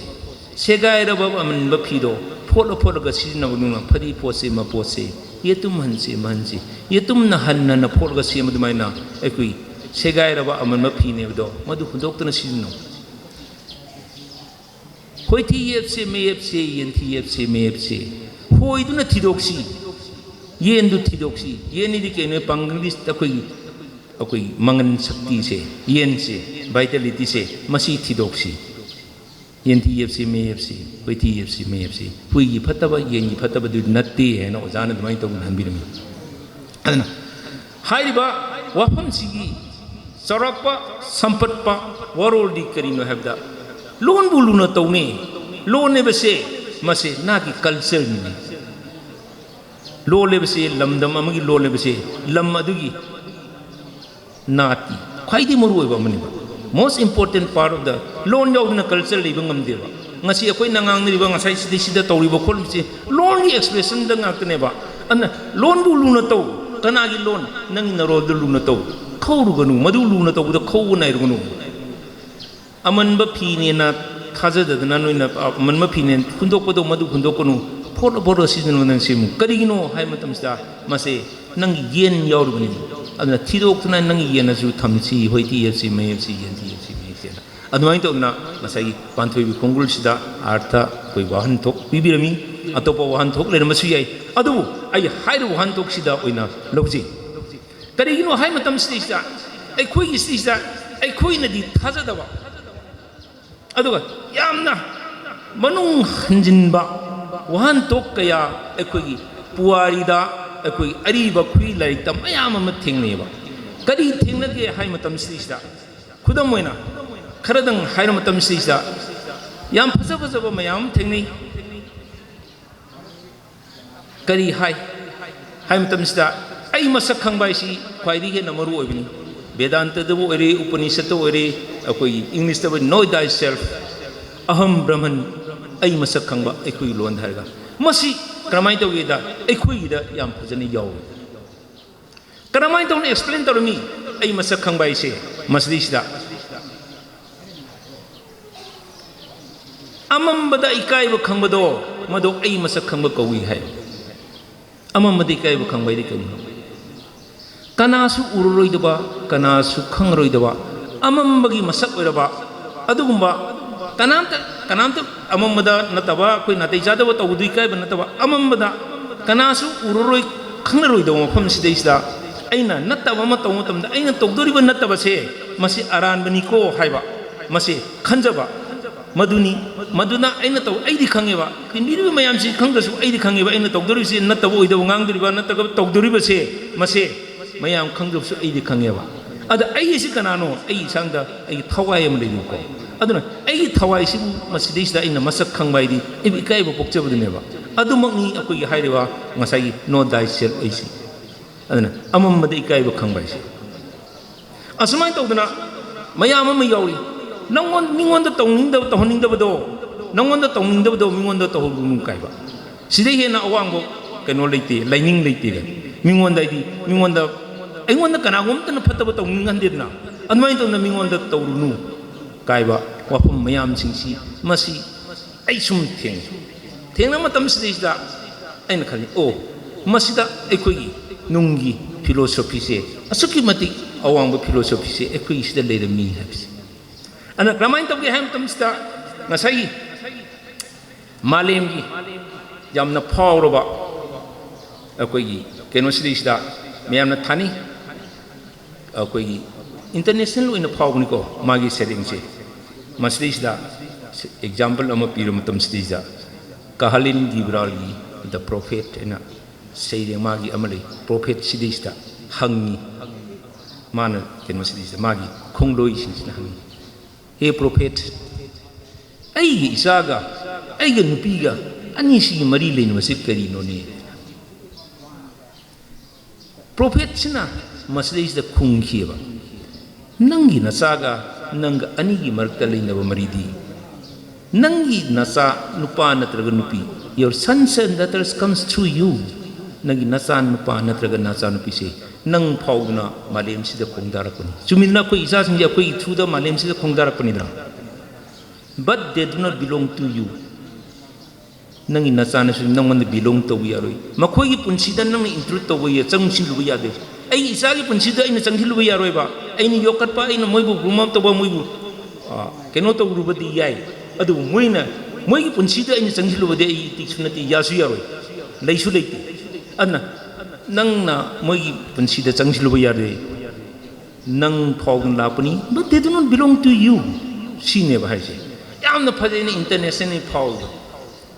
Matang Sida in the Tanzania Pamdi. Ekoi Adiba Huilari. Kudamina Palabda, Gamising and Nongavaina, Lari Amali. Ariba Kui like me, Yamidi Kuibanati, Adu, Mamang the Mangun Sataleramba, Polomi Yamdi Lokopa, Gamising and Nongavas, Zakari, Haye Hamptonsa. Mamagi Matanunda Mamagi Amrita, Mamagi, Sangom Tapna Tumliba Angando, Tumba Matamdadi, Mangma Matamdadi, Mamaga Masaga Mamando Pedum in the Rueva. Masaga Manga Matanu to Miba, Natraga, Morlang Tatam to Minariba, Maki, Matanglin, Masabido, Maduga Maki, which Monkey River, Makui Tongan Tongan Manglin, Adna, Mamagi, Matada, Sangom Tumniba, Nawado, Mado, Mangbo Tamdi, Mamaga, Masaga, Tongan Tongan Manglin. Asman Todana, Masai Haidiba, Kenosige Yam the Maniva. Masini, Ekoi. Yamna Kenotowa Aquina Aqui Sida Hairisi. Adayamu Kaito Gahampton Sida Kamlang Powari Ohuironda Mayama Yowi Yowi Sida Equi Pokta Mayama Yowi Maina White Tang Samna Mamay Waina Matang Samna Gunako Sum Lapa Maina White Tang Sam Patango Putango Sinamba Ekumba Tamna Horum Tatana Horum Atam the Hokum di Tatan Lapa. Asumba, Kenosida, Pokta, Karagum, Quinting. Kari Tenagi Hamptonda Taibong Muiba Quisi, Masike the Gadegi Hamptonsta. I have up say, Masiamna, Sidney. Karino Hampton, Agi Sa, Agi Laikai, Agi Imun, Agi Leba, Agi Idam the Memsi, a quick Primaxilu in the Masi, Gisi, Yamna Queen Yam Patabonda, Karamaito Kamlang Powari, Ohuiron Sisida, Alaman Singsna, Tambiram Bagay, Haimatam Stista, Kari Hainatamini, Haimatam Stista. Muibesna, Asimba, Ayuba, Ay, like I, Mung and a Kaidimayam since day, Masika the Winam the Equi, Tawaisna, Pons the Likamatamda. Equi Samu Hapsangsi. Hado Chromatum Staja, I handle a music, Suli Leva. Aduna, Nasai quite in Aini, Aduni and the Rambai, dress Pazabani, I pre Pazabani, Sana Pazabani, Asi Pazabanina, Yam Natozil me say, Masike Dongina, Taibong Samunamu Niaksang, Mubi Haksang, Tawai Napon Likrabada, Tawai na Haksangi Pon Silikramotamisda, Manakari Hayena, Yamjang Lake of Sirabasu. Lebak the Pumlabasu, Laji the Tuplabasu, sing that Hadarabasu. Kambi made the Iklabasu, May Tarabasu, Malang Sito Hulanabasu, Nung Sito Humlang Hundokrabsu, Samu Haksang Mana Waru Bidi Masigi, Wahan Tukta, Equinada, Equi, Ladyba.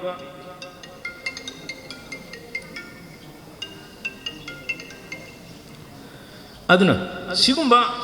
Mayam Singa say, Masi Yematam Sidda, Kari Toge Hamatam Sidda. Nasai, Tawaisna, Hakchang China, ꯍꯛꯆꯥꯡꯁꯤꯗꯤ ꯊꯋꯥꯏꯁꯤꯅ ꯂꯤꯛꯈꯤꯕ ꯃꯇꯝꯗꯗꯤꯕ ꯅꯪꯅ ꯂꯩꯕꯥꯛꯇ ꯐꯨꯝꯒꯦ ꯐꯨꯝꯃꯨ ꯃꯩ ꯊꯥꯗꯣꯛꯒꯦ ꯊꯥꯗꯣꯛꯎ ꯅꯠꯇ꯭ꯔꯒ ꯏꯁꯤꯡꯗ ꯍꯨꯟꯗꯣꯛꯀꯦ ꯍꯨꯟꯗꯣꯛꯎ ꯂꯩꯕꯥꯛꯇ ꯐꯨꯝꯒꯦ ꯐꯨꯝꯃꯨ ꯃꯗꯣ ꯀꯩꯗꯧꯉꯩꯗꯁꯨ ꯃꯗꯨ ꯋꯥꯔꯧꯔꯣꯏ ꯍꯥꯏꯕꯅꯦꯕ ꯁꯃꯨ ꯍꯛꯆꯥꯡꯅ ꯃꯁꯤꯒꯤ ꯍꯥꯏꯕ ꯋꯥꯍꯟꯊꯣꯛꯇꯤ ꯀꯔꯤꯒꯤꯅꯣ ꯍꯥꯏꯕꯗ ꯑꯩꯒꯤ ꯍꯥꯏꯕ ꯑꯩꯒꯤ ꯂꯩꯔꯝꯕ ꯃꯌꯥꯝꯁꯤꯡꯁꯦ ꯃꯁꯤ ꯁꯪꯁꯥꯔ ꯊꯥꯕꯗ ꯀꯔꯤꯒꯨꯝꯕ ꯑꯝꯇ ꯃꯁꯤ ꯀꯩꯅꯣ ꯇꯧꯔꯣꯏ ꯁꯤꯅꯦꯕ ꯃꯁꯤ ꯑꯩꯈꯣꯏ ꯏꯪꯒ꯭ꯔꯥꯖꯤꯒꯤ ꯂꯥꯏꯔꯤꯛꯇ ꯑꯩꯈꯣꯏꯗ ꯌꯥꯝ ꯊꯦꯡꯅꯩ ꯁꯨꯃꯥꯏꯅ ꯇꯧꯗꯅ ꯌꯥꯝ ꯐꯖ ꯐꯖꯕ ꯑꯩꯈꯣꯏꯒꯤ ꯀꯩꯅꯣꯁꯤꯗꯩꯁꯤꯗ ꯊꯦꯡꯅꯩ ꯑꯗꯨꯅ ꯑꯩꯈꯣꯏꯅ ꯍꯧꯖꯤꯛ ꯇꯧꯒꯗꯧꯔꯤꯕ ꯁꯨꯃꯥꯏꯅ ꯇꯧꯗꯅ ꯑꯩꯈꯣꯏꯒꯤ ꯂꯩꯔꯤꯕ ꯀꯩꯅꯣꯁꯤꯡꯁꯤꯗ ꯑꯩꯈꯣꯏꯒꯤ ꯑꯁꯤꯒꯨꯝꯕ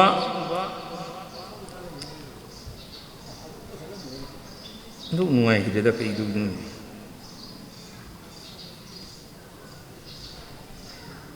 ꯃꯁꯤꯒꯨꯝꯕ ꯃꯌꯥꯝꯁꯤꯡꯁꯦ ꯑꯩꯈꯣꯏꯒꯤ ꯊꯤꯗꯣꯛꯇꯨꯅ ꯀꯣꯏꯊꯤ ꯊꯤꯗꯣꯛꯇꯨꯅ ꯃꯁꯤ ꯑꯁꯨꯝꯕ ꯂꯩꯔꯝꯕ ꯄꯥꯔꯝꯆꯠ ꯄꯨꯔꯝꯆꯠ ꯃꯌꯥꯝꯁꯤꯡ ꯑꯁꯦ ꯃꯁꯤ ꯊꯤꯗꯣꯛꯇꯨꯅ ꯃꯁꯤ ꯊꯝꯕ ꯍꯥꯏꯕꯁꯦ ꯉꯁꯤꯒꯤ ꯃꯤꯔꯣꯜꯁꯤꯒꯤ ꯇꯉꯥꯏ ꯐꯗꯕ ꯃꯊꯧ ꯑꯃꯅꯦꯕ ꯂꯥꯛꯆꯅꯤꯡꯉꯤꯕ ꯋꯥꯐꯝꯗꯤ ꯑꯁꯤꯒꯨꯝꯕ ꯃꯌꯥꯝ ꯑꯁꯦ ꯄꯨꯊꯣꯛꯇꯨꯅ ꯑꯁꯤꯒꯨꯝꯕ ꯂꯩꯔꯤꯕ ꯑꯩꯈꯣꯏꯒꯤ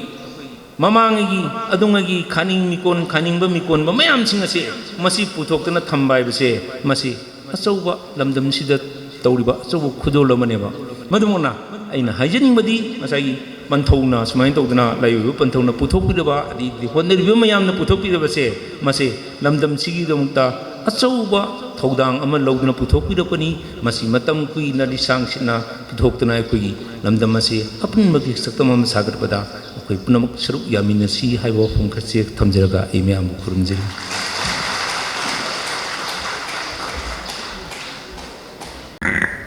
Thagachari, Manthok Sakpa, Professor Paunam Gunindra Singh, Vice Chancellor, Manipur University of Culture. Masigi Thauram Masigana, Miko Mitoilengi, Papam Lang the Lingshin Biramba, Pukningi Waro, Pongdok Biramba, Aikoi Punsin Nabasangi, Manava Furuk Kanglup, Oibanina, Punsin Nabagi Lambi Amadi,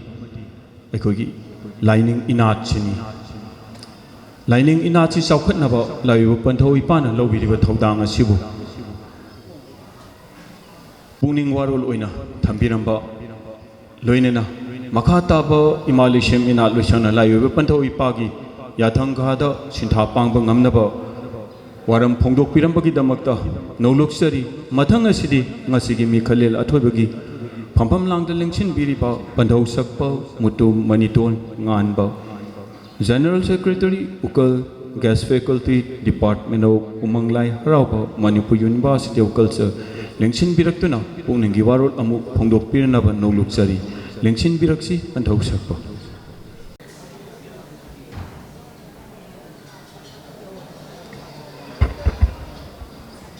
Nasigi Yai Paraba Pumpam Masida Pantawi Pagi like Olsda Pangtok Piriba Pungning Kuntinaba Yaiviren Sakangnaba Numit Asigi Ahan Mamaktada Laiva Pantawi Pabu Konon Kurumzari Lamdam Sibu Konbiriba Lying Tolai MB Punamakpu Tanung the Konsinzaraga Laipam Masigi Tongan Toanba Tawai Pangbiriba Ahalamal Palim Sakpi Panthau Sakpa Punamapusu Hangna Konon Kurumzari Ima Lesemina Loishangi Maruiba Topu Biribi Palemima Sing Punamapu Kurumzari Loinana Leng Biragliba Pai Punamapu Kurumzaraga Tauramasi Saruga Biramba Professor Kai Kumnazirba Mingwan Hangatsarabada Paunam Gunindro Aduga Kai Kumnazaribi Palim Sakpi Maitram Sumati Bala Presidenima Leisemina Loishang Busu Kai Kumnabusari Yamna Nungaiba Wapam Katang Pongdok Sagi Puningi Wapam Ni Puningi Warul Puningi Wakal Kangmin Nabagi Torumsda Agisu Puningi Eva Katang Pongdok Sabani Aswaiba Ran Bayaurabasu पुनमंगना ngakpigani panthau ipanasu phongdoksariba yawasi soiba yawrabasu ngakpigani haina thamjage maitai si mange lupe maitai mulle haibasi akhoi punamangna lai sonbagumna sonnaba wafamni civil society organization da leiba mayamsu maitai mutkadore maitai mulle haibani Mera paibi mindolsu mainam paibi mindolsu maibul paibi mindolsu maitai mulle haibani lepsari baisu maitai mulle haibani maitai se muttana ba kaidau gadage haibase akoi kanamtana khangdaba haitare maitai se mulle haibasina akoi khangiji adu maitai mulle hairiba mayamsina maitai hingnana ba honari ba laikol se loinana panthau laioi bu amuktang sak khangmina se haibasa ihan mada thamjage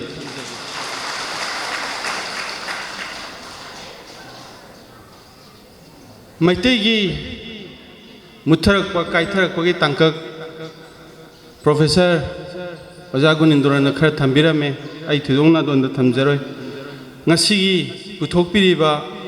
thorom paring tongan ba program sing aduda jagoi sing aduda leiba aigi maduda aina ujahobada aina khangjahobada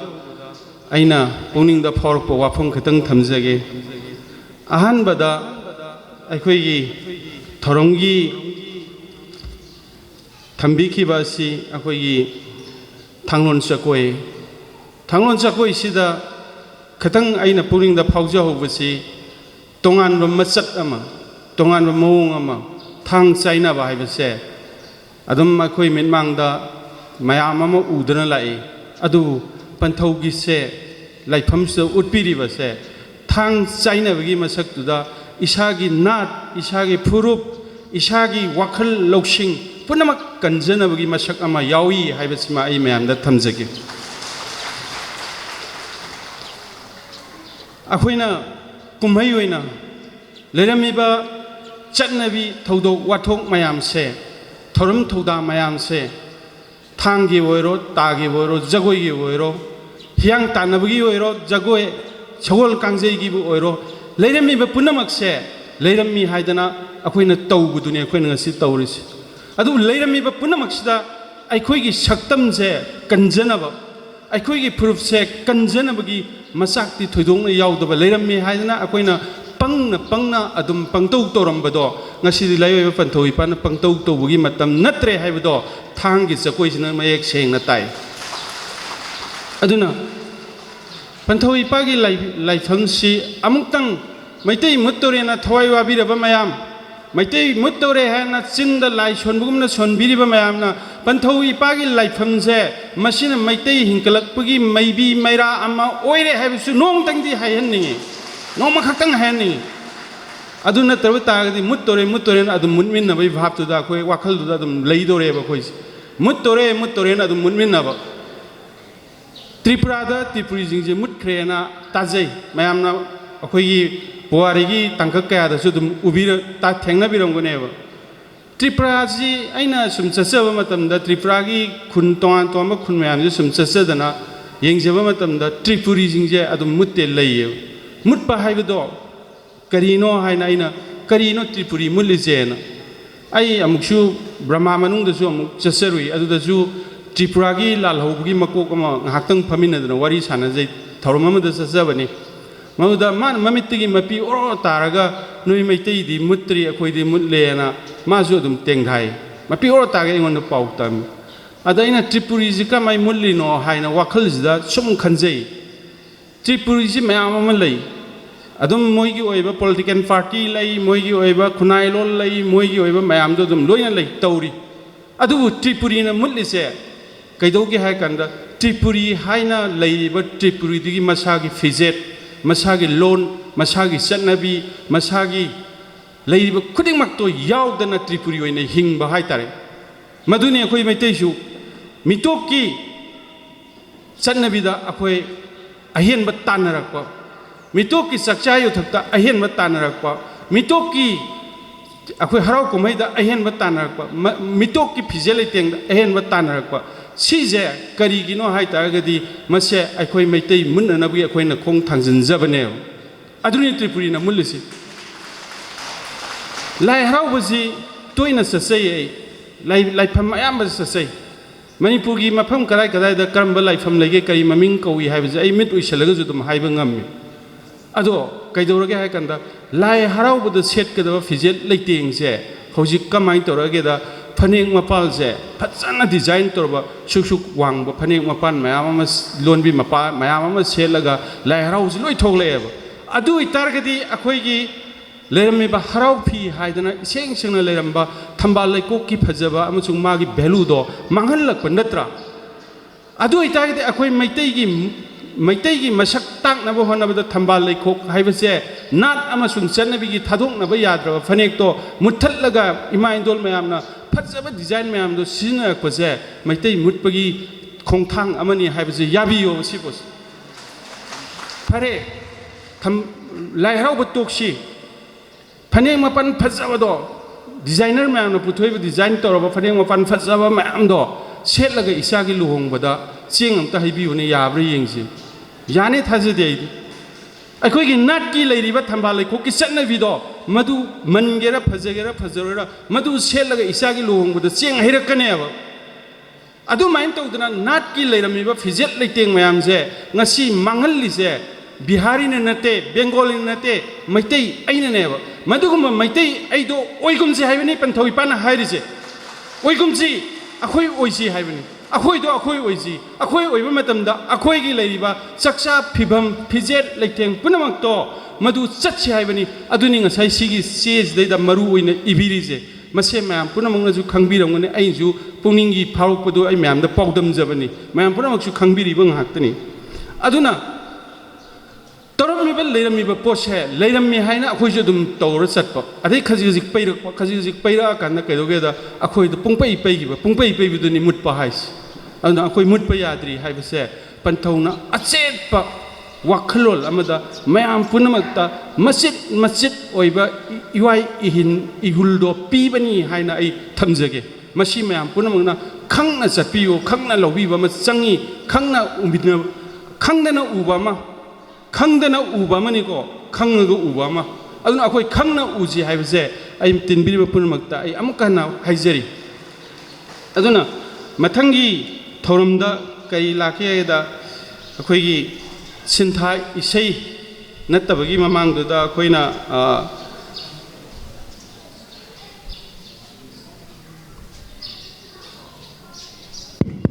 jagoi ma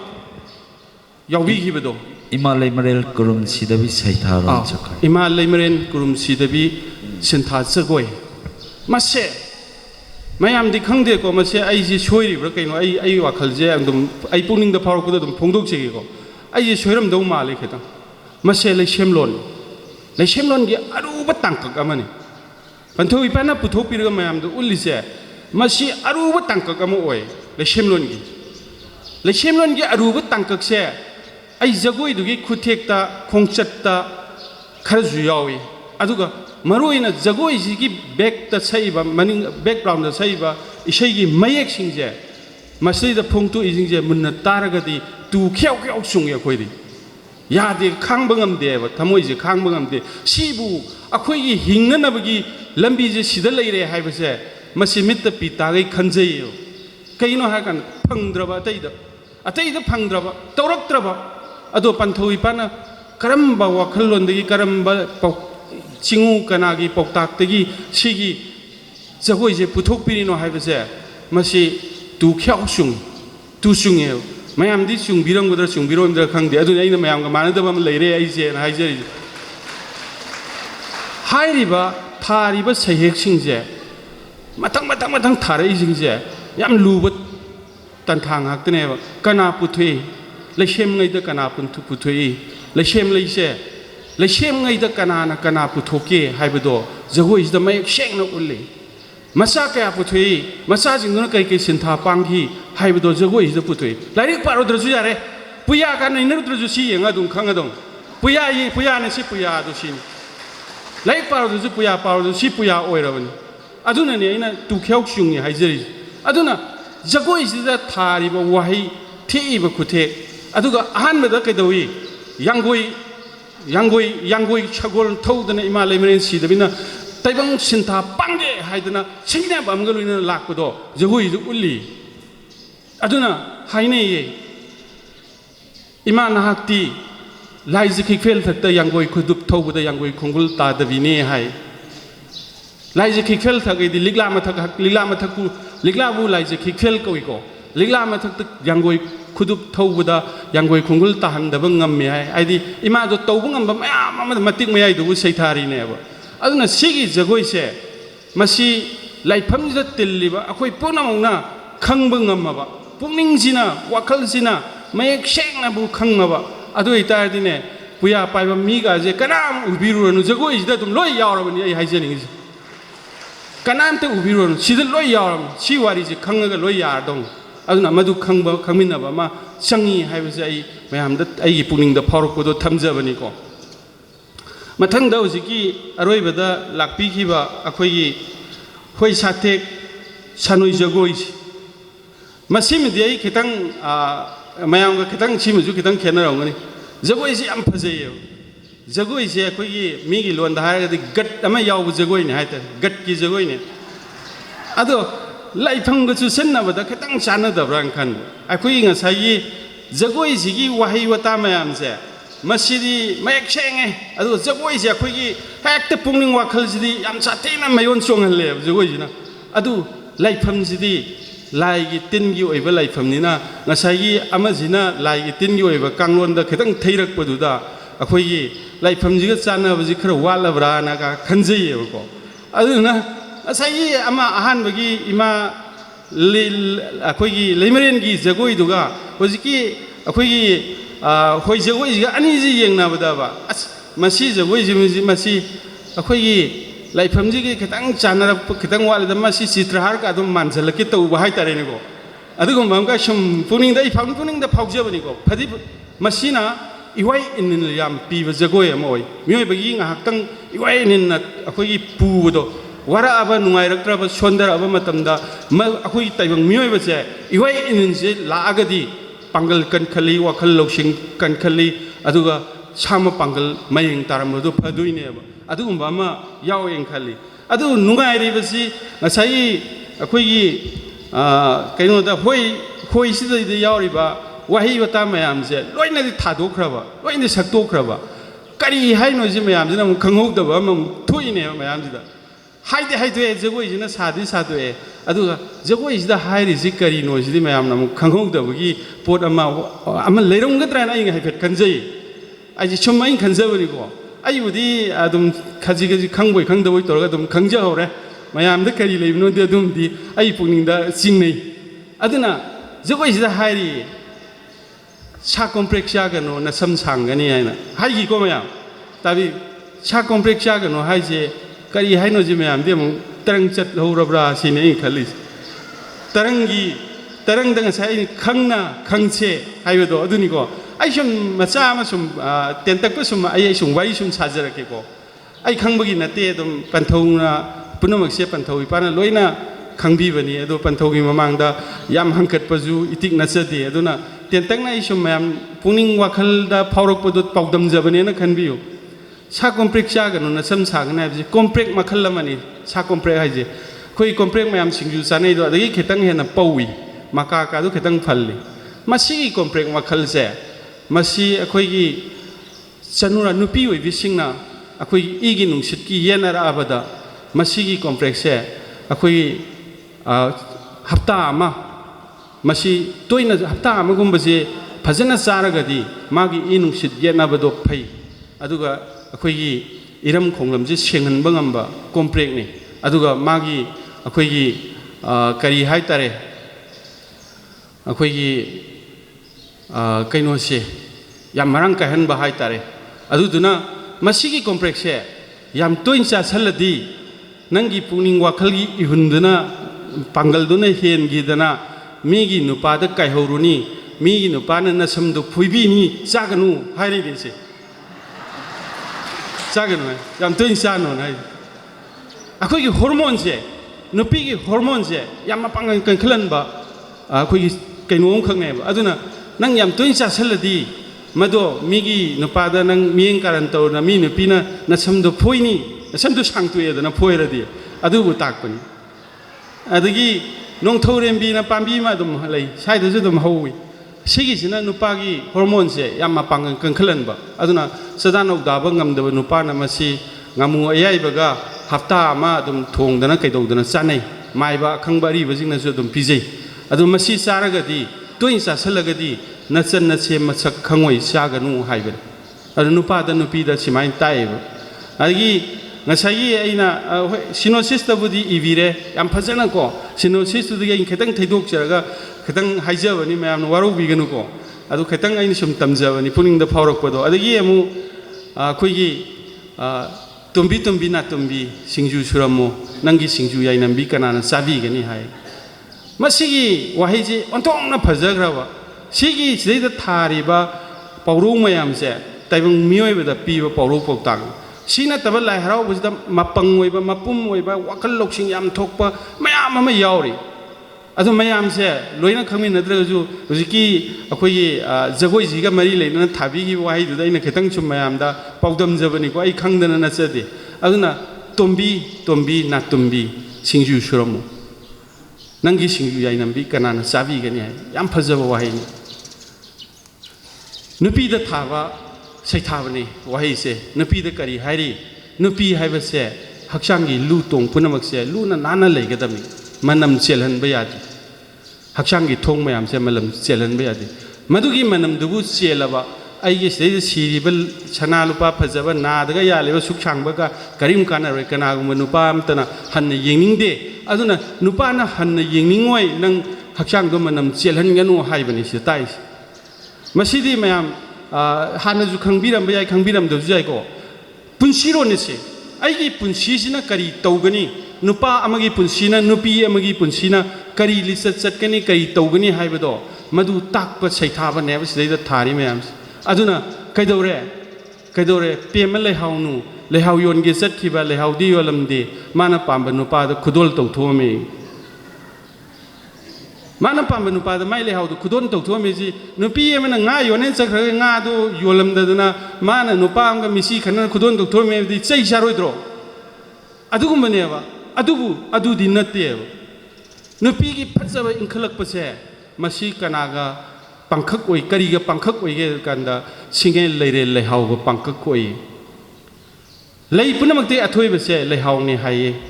करिगी कनाना हारिबा लेहाउगी मम लेहाउजे चुमनगी लेहाउ हाइदि लेरेल हाइबा मतपि rail हाइबदि पुनमक्ते अथोइबदुबु मकोक्तुबु rail हाइबनि अदुना मफमसे अखोइना मतम सुपदा करी हाइजेगदा लाइफम लेल हाइदो लाइफम पुनमक्ते अथोइबनि हाइरिनि अदुना rail तपनिना लेहाउदो लेरेल हम तपे अदुनादि लै पुनमक्ते अथोइबनि लै पुनमक्ते अथोइब लैसिगा नुपीगी ओइबिगी इनखलकपुगी फजबसिगा अमतनी हाइनि मदुगी फजबदो खुदोन तौबा यादि या योनबा यादबदो कैदौ ताइ अइना पांबा नुपा अमदा चचगिबदा याय हाइरिसि अइना पांबा नुपा अमदा चटकिनि मदु योनबा यादे योनगनुको ना हाइबा ताइबा पौतांग नेबसिदा हाइरिसि अदुना मसे हाइनिंगाइदि यामना लैग्रे अदु तंजा चाबमदा अमु हाइजगे अदुना पुंगिंग अखोइगी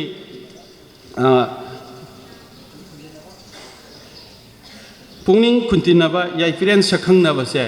याइविरेलिदि थवाई नंगी थवाई अइगी थवाई से सखंगना से नंगी थवाईगा अइगी थवाईगा से अखोइ थवाई मसेल से मनुंगदा पाउ फाउनजे हाइबदुनि न खंजै अइना खंजबदा अदुना पुनमक्से पंथौ इपामक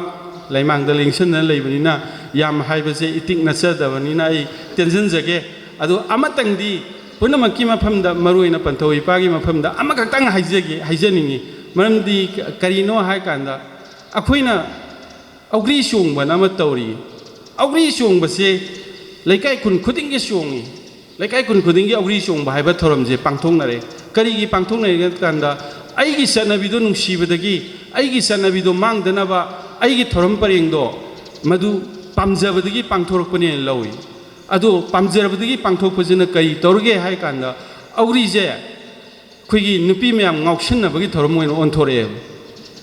नुपी मयाम ngaukssan phaijinnabagi aduna masi laifamsidadi maigi khudingmakki shubaniना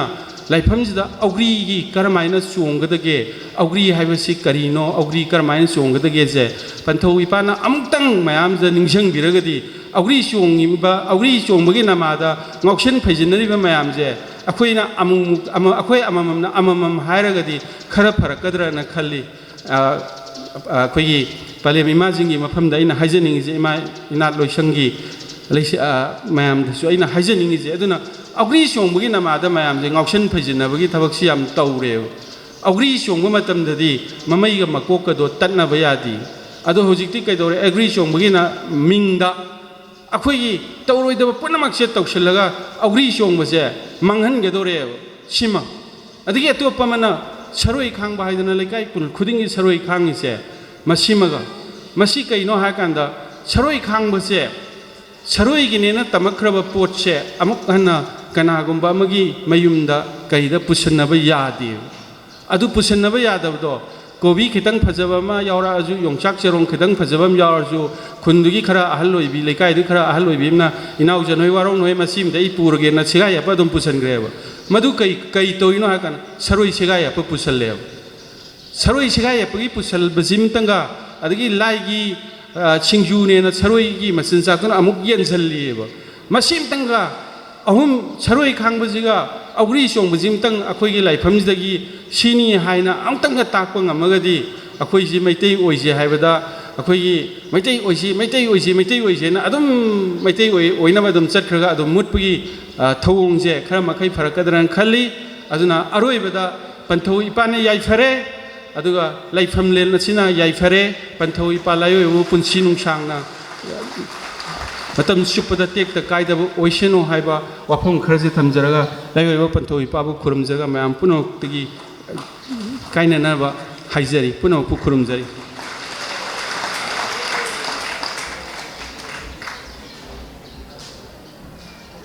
मिंगलेन ओइन हंगचरपदा मुतुम मनी टोय nganba General Secretary Ukal Guest Faculty Department of Manglai Harawa Manipur University of Culture ngasi sapong jaba satkoi singi liam pungningi we wa pham phongdok pinamba loinana maitei khoina maitei khoi mutkidana bagi damakta maitei mutki gadore haiba kholau sigi solution oina aikoi kari thausil thauram pangthok mina sige laikol sige imalishem ina loisang panthoi pagi ya thangkhada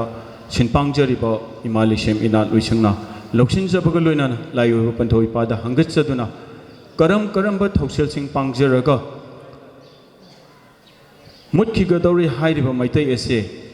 kanba ngamgani haibadu thausil pangjanabasu loksin jagi ngasigi thauram masigi makha chathajarakpada ngasigi thaupu masangi waram thamdringagi mangoina na ikai khumnal jabada matik charaba iramdam asigi thausil thaugai kayada thaudang sauna puriba ngasigi thauram asibu mapung phan bibagi damakta lengbirakliba ukalgi thomi sing minglen oinadi aikhoina paudam jadrabasu thomi khudimak ngasigi panthoi pagi mieng sanglen asigi phampak ta lengkhat piraktuna imalishem ina loisangi thomi singna laiba panthoi pagi thaujana khudol amamang tamjagi haiduna nolukchari lengkhat piraksi ngasi ukalgi lengbirakliba ekogi thomi khudingmak imalishem ina loisangna nolukchari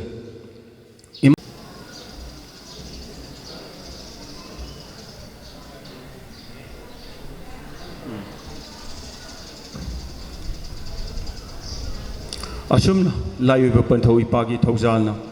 imalishem ina loisangna khomjin tasin jaduna matam gi anauba chatkoi isai production puthok jaduna maitai ekhoi gi hingkat nabagi damakta sintha pangjari ba sintha asi layoiba panthau ipagi thaujalna pangjabani loina na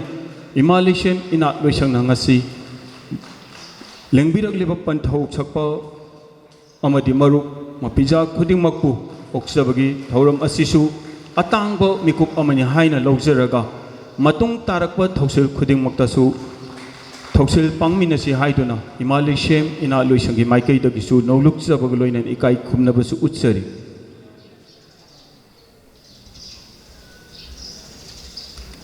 ahanba makada laiwe panthoi pabu ikoknon punemjeri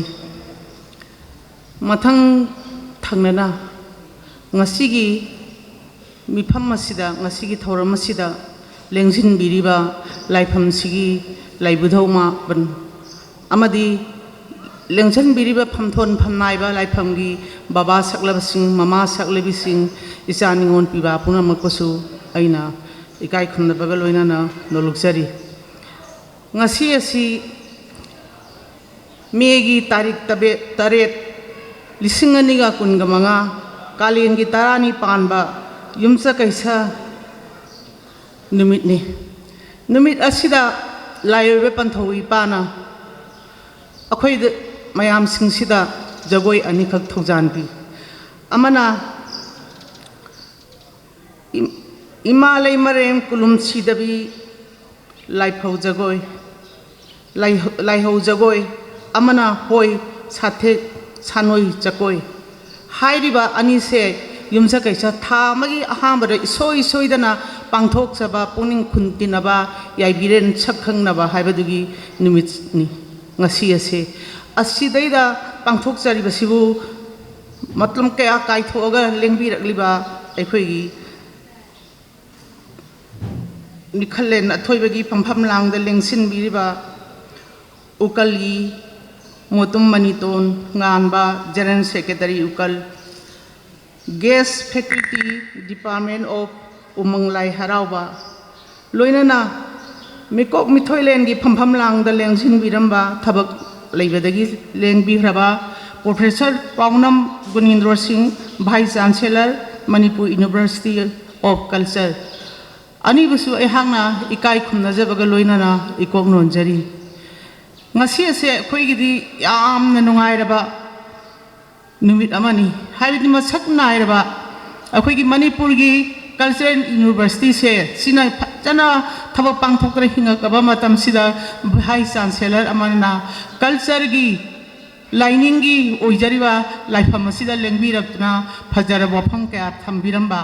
hinghannabagi honabagi akhoigi damakta imalai semina loisangi thongi panthogi khada khoina yathang khada miyeng khada pangthok saribasibu puning thogat biramba loinana ukalgi lai harawa kaya sigi akhoigi maitai gi mangtharaba mayam sigibu hingal hannabagi damakta lana soina angawa phaidama saw tawriba mayam sibu chumhannaba hona biriba tumba hi pachangdana hona biriba ukali general secretary nasu lengbirapa amadi maman yamlaba wahai kaya si thambirambagi damakta aina hanna thagachaba pongdokchari loinana ahak yamna sungangjararoi aikhoidagi helaba akhang hai mayamni haibedi ina resina karino lining na karino hojisi akhoigi si mangtharakle haraga mangadara haina loinamak nungsa thibiriba culture gi lamda maitai gi lining gi lamda athowa ama oina lanmi ama oina chongthokpiri bhangaktani akhoi su masigi wakal sidi khandaba nate aikhoi mayam sibu aikhoina haijai panthogdi maitai gi damak hingat ihogi lusing bani ibagi hingat iho maitai hingat iho sida yaujariba lamini aikhoi su adubu ipanadi aikhoida haida biriba pauta puthok piriba inati oiba aduga loinana jagoi isai culture gi mayam sidi hainingai leitre sidi aikhoi gi jagoi isai haibase akhoi lining ga yamna maru oiba masida jagoi isai sina taglakani inat ki fizol taglakani punamak se taglakada banina masisu tawdaba yade lai gi thoram singsu tawdaba yade iban haida biriba mayam sidi lai na tananga moroi aikhoi di haigani lai mina di haigani noina da haidana kanan haini na akhoi panthogi nakta leijabani na akhoi na haidana kanan haigani hojisu haigani asi khangbi ninga di lai pham da lengjan biro maitai mayam sing sigi punna naba akhoi maitai gi punpham leite hairam do hojiti maitai gi damak punpham ma chauna no pok singu thong tharo so hilak sida maitai lai ko noina ibagi mieng kha da leire lengjan biro loina na ngasi gi maman yamalba aikhoi baba anina lakpiduna khuyek pibiramba yamna nungaijai ipana puthokpiriba thaujanpiriba maman yamlaba kaya se akhoi si adum pakhachai akhoi imalai sem inaloi segi thaumi matani mi kharadana akhoi gi thawuroi oina chenjabani makok thongna chenjabagi wadani akhoi punamak chamanai akhoi ne tatana ipada hangatsai thamoi nungda lona khoramjai ipana haidhabiriba asugumba tangaba maitai gi hingat ihogi culture gi asugumba mayamase kanagumba akhangba ahibana ubiraga haibedi taibangpan male masida khuyekta chalakpa matamni ningthau palingai dasu ningthau ge khuyek hojik patam sidasu makhoi khuyek chatpasingi ayaba khuyek amana ipana pibana da khoina khangjabani yadraba matam sida ngasi gi ukal gi general secretary the culture university gi vice chancellor na laaga akhoi gi ipana puthok piraba sibu mamal yama bani hana thagat pigal loina na akhoi gi khuyek amamam tang thambiramba se hainingai leitana akhoi na thagachari ipong nonjari loina na imalai sem inal loi sangi akhoi thomi mayam amana ipagi yathang khada ipagi the hangacharaga khunjaraga akhoi gi jagoi salai sang imalai sem inal loi sang lingkhachaba lairiba akhoi gi isa ngaktani mingolom dagi atopadagi amata nexaruba waijaruba matanate akhoi gi mahairoi ngaktani oja singsu akhoi gi mahairoi singsibu tambiri singsu jagoi imalai sem inal loi sang jagoi oja ayaiba thinba ngaktani mayam singsiga loina na ibana haidhabiriba singje khullaga asumna tanja chaba matamda aikhoi miyam mamangda puthokchage adu mayam chung lengbirakna ngasi lengbiraiba ne su lengbirakna asigi damakta ngasi pibiriba sunna mamal yama ba pibiduna akhoi ba pongning su thaugat piu haina aina amka su hanna haijari maramde akhoi se yam pakhachai sida nataba akhoi siroi liligi arba de sangai loina mak khoyam jagoina singba kaya puthokchagre adubu kanaguma mana sidi smaina ko panthogini haibagi phangdabanina akhoina kanada akhoi copyright tawna da bai thingba ngamba itik se leijade aduna panthona puthokpiriba mayamga manadraba maitai gi inan ki thaina dagi lairaklaba thilliba yeiriba saiba punamak singase hingatpa sida mayamna su mateng pangbiu haijabaga loina na ayahna mayamna amuhana su khurumjari layoiba panthau ipana maitai laibangna maitai lainingna asumna imalai siamina loisangi percent ngahtang lengsin bigese engtok pikrese khudam mama sangda mama lehona bagidama ekhoige mikhalela thoiba isai mong tang lengkhat piraga artist sing siga saktamang ta loksan bihona ba lengsin biraklase artist sing lengsin birak sing asige thau pang khiba podium to lengthok piraga lengthok piraklo pamela lengsin biraklase assistant secretary lengsin biraklase RK sangsari lengsin biraklase ngasige tokshom uri palengsin birakse artist sing lengsin birakse saktamang taloksin bihausi hani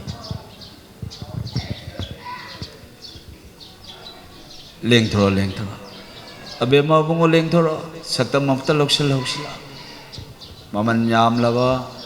ngasige ekhoi machen sagatnaraga somde tele piyan lengsan bi ai tung anjar suka ide lengsan bi saktam loba yana ba lengsan chama sa ay ate yani mamang da ay nomyam na tung ansal suka ide sa photo lo hoksi yani level noi saktam lo isa side ay mo tamen nang lai ngasigi dress design vanter jagoi choreograph panter punglol sai pum namak pantho thangi sai be ma pareng ma phamo abe ma masa pareng phamo mamangda sidang hanat tawise pareng ma phamo parengam lepo sams thomi lengsin berse isa sing thodang pujaba awana mayok najaba lengsin ber abungo na haki pijon duna abungo pijon don mark changhan biu angang nupa masa do matai dele ngano mai somna machi singa lemin naro ahak pa pijon ina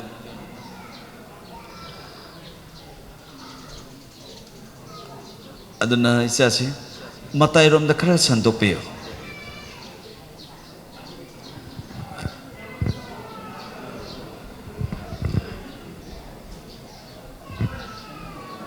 lo sangol yani itak segi ayaw da yadam ni ay take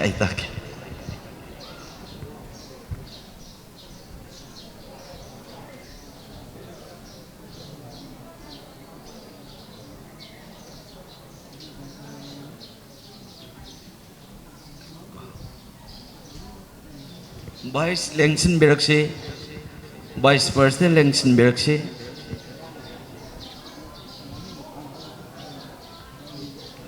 Cancel.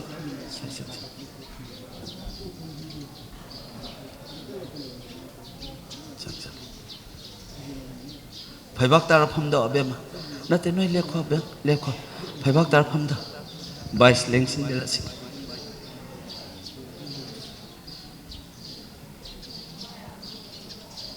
yani này tak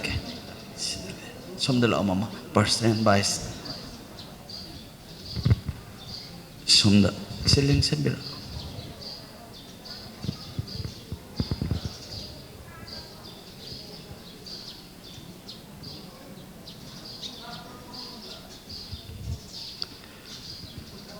ai khá gần nó là phụ đóng tôi sẽ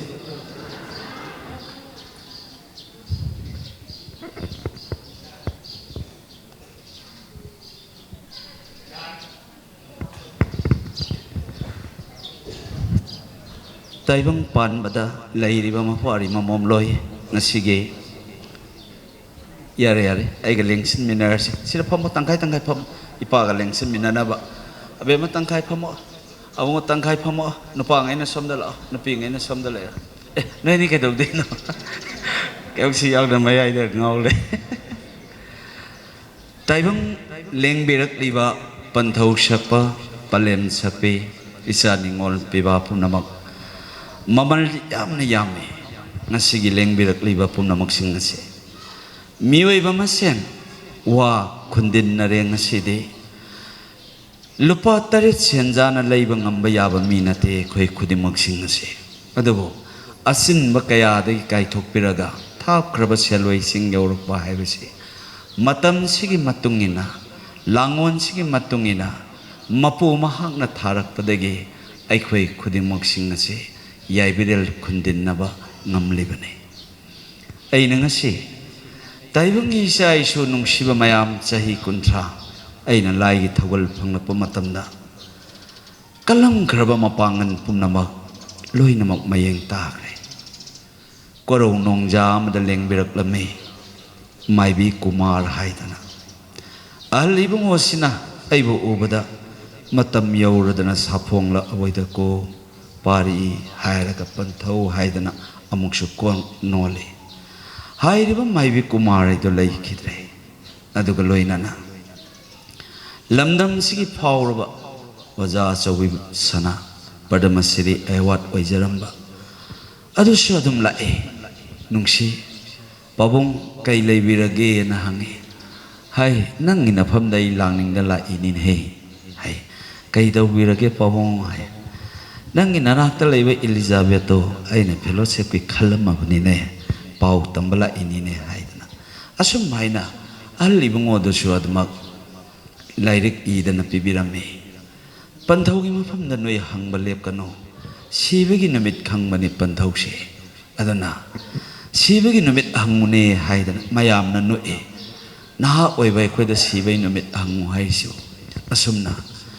loiset chat khibana ngasi de hang hore do phida do lai khidre do ama suleng bir ame lamjau tomba Alibungo panthau sakpa suleng bir ame loi kredo panthau sakpa gosie leng bir amido loi kredo asugum laba pumnam angsina sum loi kraba matam alibungo mangi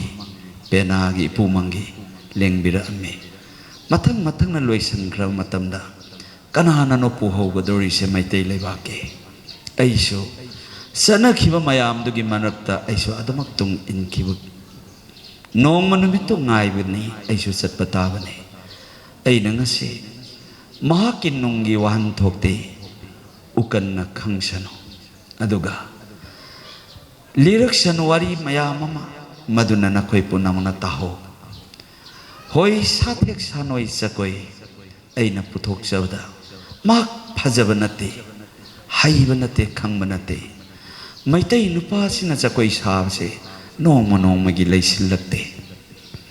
Meitei ꯅꯨꯄꯥꯁꯤꯅ ꯃꯨꯠꯁꯜꯂꯛꯂꯕ ꯃꯇꯝꯗ ꯆꯀꯣꯏ ꯈꯨꯊꯦꯛꯁꯨ ꯃꯨꯠꯈꯤꯅꯤ ꯃꯌꯦꯛꯁꯨ ꯃꯨꯠꯈꯤꯅꯤ ꯐꯤꯖꯦꯠꯁꯨ ꯃꯨꯠꯈꯤꯅꯤ ꯂꯣꯏꯅꯅ ꯂꯥꯏꯗꯨꯒꯤ ꯃꯌꯦꯛꯁꯨ ꯄꯥꯊꯈꯤꯅꯤ ꯀꯔꯝꯍꯥꯏꯅ ꯇꯧꯔꯒ ꯅꯨꯄꯥ ꯃꯌꯥꯝꯁꯦ ꯆꯀꯣꯏꯁꯤꯗ ꯈꯨꯊꯦꯛ ꯈꯔ ꯌꯥꯎꯒꯗꯒꯦ ꯅꯨꯄꯤ ꯃꯥꯟꯕ ꯈꯛꯇꯅ ꯆꯀꯣꯏ ꯁꯥꯒꯗꯕ꯭ꯔꯥ ꯅꯠꯇꯦ ꯅꯨꯄꯥꯁꯨ ꯆꯀꯣꯏ ꯁꯥꯕ ꯌꯥꯏ ꯍꯥꯏꯗꯅ ꯆꯀꯣꯏ ꯅꯨꯄꯥ ꯆꯀꯣꯏꯁꯦ ꯂꯩꯔꯛꯇꯕꯗꯒꯤ ꯀꯔꯝꯕ ꯆꯀꯣꯏꯗ ꯇꯥꯡꯈꯨꯜꯗ ꯀꯕꯨꯏꯗ ꯆꯪꯈꯤꯕ ꯃꯩꯇꯩꯅ ꯃꯗꯨꯒꯨꯝꯂꯕ ꯄꯨꯝꯅꯃꯛꯁꯤꯡ ꯑꯗꯨꯗꯒꯤ ꯈꯤꯇꯪꯗꯤ ꯅꯥꯟꯊꯣꯔꯛꯅꯕꯒꯤꯗꯃꯛꯇ ꯑꯩꯅ ꯆꯀꯣꯏꯁꯦ ꯋꯥꯍꯟꯊꯣꯛ ꯈꯪꯗꯅ ꯑꯩꯅ ꯇꯥꯛꯄꯅꯤ ꯈꯣꯡꯂꯣꯟꯗꯅ ꯁꯟꯒꯤ ꯈꯣꯡꯂꯣꯟꯅꯤ ꯑꯁꯨꯝꯅ ꯃꯍꯥꯛꯅ ꯆꯠꯄ ꯃꯇꯝꯗ ꯑꯩꯈꯣꯏꯒꯤ ꯀꯥꯎꯔꯦꯟ ꯁꯟ ꯑꯁꯨꯃꯥꯏꯅ ꯆꯠꯄꯅꯤ ꯍꯥꯏꯔꯤꯕ ꯀꯥꯎꯔꯦꯟ ꯁꯟꯒꯤ ꯈꯣꯡ ꯎꯔꯣꯛꯅ ꯑꯗꯨꯅ ꯑꯁꯨꯃꯥꯏꯅ ꯄꯥꯏꯍꯟꯕ ꯇꯦꯡꯊꯣꯛꯈꯤꯕ ꯈꯨꯠꯇ ꯎꯔꯣꯛ ꯆꯠꯂꯤꯕ ꯈꯣꯡ ꯍꯧꯗꯣꯡꯒꯤ ꯑꯁꯨꯃꯥꯏꯅ ꯋꯥꯍꯟꯊꯣꯛꯇꯤ ꯂꯣꯏꯅꯃꯛ ꯊꯝꯖꯔꯝꯕꯅꯤ ꯑꯗꯨꯅ ꯍꯥꯏꯔꯤꯕ ꯆꯈꯣꯏ ꯑꯁꯤꯗꯕꯨ ꯎꯀꯜꯅ ꯃꯁꯤꯒꯤ ꯃꯃꯤꯁꯦ ꯇꯥꯔꯒ ꯑꯌꯥꯕꯒꯤ ꯁꯛꯇꯝ ꯑꯃ ꯂꯩꯍꯧꯔꯒꯗꯤ ꯇꯨꯡꯂꯝ ꯆꯠꯇ ꯍꯩꯍꯧꯅꯕ ꯃꯩꯇꯩ ꯅꯨꯄꯥ ꯆꯈꯣꯏ ꯁꯥꯕꯩꯁꯦ ꯃꯥꯡꯗꯅꯕꯒꯤꯗꯃꯛꯇ ꯁꯒꯣꯜꯅꯤ ꯑꯁꯨꯃꯥꯏꯅ ꯄꯨꯈꯠꯂꯛꯄꯁꯤꯅ ꯁꯒꯣꯜꯅꯤ ꯃꯁꯤ ꯄꯨꯈꯠꯆꯔꯛꯄꯅꯤ ꯌꯥꯝꯅ ꯈꯪꯕꯗꯤ ꯅꯠꯇꯦ ꯍꯩꯕꯗꯤ ꯅꯠꯇꯦ ꯃꯩꯇꯩ ꯃꯨꯠꯈꯤꯗꯥꯔꯦ ꯃꯩꯇꯩ ꯃꯨꯠꯅꯕꯒꯤ ꯃꯁꯛꯁꯦ ꯌꯥꯝ ꯂꯩ ꯃꯨꯠꯅꯕꯁꯦ ꯅꯣꯡꯃ ꯅꯣꯡꯃꯒꯤ ꯃꯨꯠꯅꯕ ꯍꯩꯖꯥꯡ ꯃꯨꯠꯁꯜꯂꯛꯂꯦ ꯃꯣꯔꯦꯒꯤ ꯊꯥꯡꯅ ꯁꯤꯟꯈ꯭ꯔꯦ ꯌꯥꯡꯒꯦꯟ ꯁꯨꯝꯁꯤ ꯃꯨꯠꯁꯜꯂꯛꯂꯦ ꯑꯇꯣꯞꯄꯅ ꯁꯤꯟꯈ꯭ꯔꯦ ꯅꯨꯔꯥ ꯃꯨꯠꯁꯜꯂꯛꯂꯦ ꯑꯇꯣꯞꯄꯅ ꯁꯤꯟꯈ꯭ꯔꯦ ꯆꯤꯟꯖꯥꯛ ꯃꯨꯠꯁꯜꯂꯛꯂꯦ ꯆꯧ ꯆꯧ ꯂꯥꯛꯁꯜꯂꯛꯑꯦ ꯃꯦꯀꯣꯅꯤ ꯂꯥꯛꯁꯜꯂꯛꯑꯦ ꯃꯍꯥꯛꯀꯤ ꯃꯦꯒꯤ ꯂꯥꯛꯁꯜꯂꯛꯑꯦ ꯄꯨꯝꯅꯃꯛꯁꯤꯡ ꯑꯁꯤꯅ ꯆꯤꯡꯀꯟ ꯍꯥꯏꯗꯅ ꯄꯤꯖꯥ ꯂꯥꯛꯁꯜꯂꯛꯑꯦ ꯄꯨꯝꯅꯃꯛꯁꯤꯡꯗꯨꯗꯒꯤ ꯃꯊꯪ ꯃꯊꯪ ꯃꯨꯠꯈꯤꯅꯕ ꯃꯨꯠꯄꯁꯤꯗꯤ ꯌꯥꯝ ꯊꯨꯕ ꯃꯩꯇꯩꯅꯤ ꯇꯝꯕꯗꯁꯨ ꯌꯥꯝ ꯊꯨꯕ ꯃꯩꯇꯩꯅꯤ ꯆꯦꯟꯁꯤꯜꯂꯛꯄꯗꯁꯨ ꯌꯥꯝꯅ ꯋꯥꯕ ꯃꯩꯇꯩꯅꯤ ꯆꯦꯟꯊꯣꯛꯈꯤꯕꯗꯗꯤ ꯌꯥꯝꯅ ꯂꯥꯏꯕ ꯑꯗꯨꯒꯨꯝꯂꯕ ꯄꯨꯝꯅꯃꯛꯁꯤꯡꯗꯨꯗꯒꯤ ꯀꯔꯝꯃꯥꯏ ꯇꯧꯔꯒ ꯍꯤꯡꯀꯠꯍꯧꯒꯗꯒꯦ ꯍꯥꯏꯗꯅ ꯄꯥꯡꯊꯣꯛꯄ ꯊꯧꯔꯝ ꯊꯧꯒꯥꯏꯅꯤ ꯑꯗꯨꯅ ꯄꯂꯦꯝ ꯄꯟꯗꯧꯒꯤ ꯊꯧꯖꯥꯜꯅ ꯉꯁꯤ ꯑꯁꯤ ꯑꯅꯧꯕ ꯆꯦꯅꯥ ꯑꯃꯒꯤ ꯂꯩꯃꯥꯏꯗ ꯃꯌꯦꯛ ꯑꯃ ꯇꯥꯍꯧꯕ ꯍꯥꯏꯕꯁꯤꯅ ꯇꯨꯡꯒꯤ ꯄꯣꯂꯣꯏꯗ ꯎꯀꯜꯗꯒꯤ ꯂꯥꯏ ꯍꯔꯥꯎꯕꯒꯤꯗꯤ ꯏꯆꯥ ꯏꯕꯨꯡꯉꯣꯁꯤꯡꯅ ꯃꯄꯥꯅꯤ ꯃꯄꯦꯅꯤ ꯊꯦꯡꯈꯥꯡ ꯀꯌꯥ ꯀꯌꯥ ꯏꯆꯥꯁꯤꯡꯗꯒꯤ ꯅꯤꯔꯛꯀꯅꯤ ꯅꯤꯔꯒ ꯊꯦꯡꯈꯥꯡ ꯃꯌꯥꯝꯁꯤ ꯏꯆꯥꯁꯤꯡꯗ ꯎꯠꯀꯅꯤ ꯎꯠꯂꯒ ꯑꯃꯥꯏꯕꯤꯅ ꯁꯥꯕꯗꯨꯅ ꯃꯍꯥꯛꯀꯤ ꯆꯤꯟꯗ ꯇꯣꯡꯅꯕ ꯏꯁꯩꯁꯨ ꯑꯩ ꯐꯣꯡꯅꯕ ꯄꯥꯡꯊꯣꯛꯆꯔꯤ ꯁꯛꯃꯤꯟꯅꯔꯁꯤ ꯂꯥꯏꯅ ꯂꯥꯏꯅ ꯆꯤꯟꯗ ꯇꯣꯡꯉꯒ ꯋꯥꯍꯪ ꯑꯃ ꯍꯥꯏꯅꯕ ꯇꯣꯝꯕꯤ ꯇꯣꯝꯕꯤ ꯅꯥ ꯇꯣꯝꯕꯤ ꯇꯣꯝꯕꯤꯅ ꯇꯣꯝꯕꯤ ꯅꯥ ꯇꯣꯝꯕꯤ ꯁꯤꯡꯖꯨ ꯁꯨꯔꯝꯃꯨ ꯁꯤꯡꯖꯨꯁꯤꯗ ꯌꯥꯏ ꯅꯝꯕꯤ ꯍꯥꯏꯗꯣꯏꯔꯥ ꯍꯤꯡꯒꯥꯏ ꯅꯝꯕꯤ ꯍꯥꯏꯗꯣꯏꯔꯥ ꯃꯁꯤꯃꯇꯒ ꯑꯩ ꯈꯪꯅꯤꯡꯉꯤ ꯍꯤꯡꯒꯥꯏ ꯌꯥꯏ ꯅꯝꯕꯤ ꯑꯣꯏꯗꯤ ꯌꯥꯏꯗꯤ ꯑꯐꯕ ꯑꯣꯏꯔꯝꯒꯅꯤꯌꯦ ꯍꯤ ꯌꯥꯏ ꯍꯤꯡꯒꯥꯏ ꯅꯝꯕꯤ ꯑꯣꯏꯔꯝꯗꯧ ꯃꯥꯜꯂꯦ ꯌꯥꯏ ꯅꯝꯕꯗꯗꯤ ꯐꯔꯤꯕꯅꯤ ꯑꯗꯨꯅ ꯅꯪꯒꯤ ꯁꯤꯡꯖꯨ ꯍꯤꯡꯒꯥꯏ ꯅꯝꯕꯤ ꯀꯅꯥꯅ ꯆꯥꯕꯤꯅꯤ ꯍꯥꯏꯔꯣ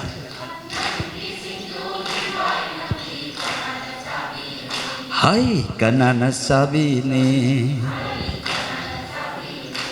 ꯑꯁꯨꯃꯥꯏꯅ ꯆꯤꯟꯅ ꯇꯣꯡꯈꯤꯅꯕ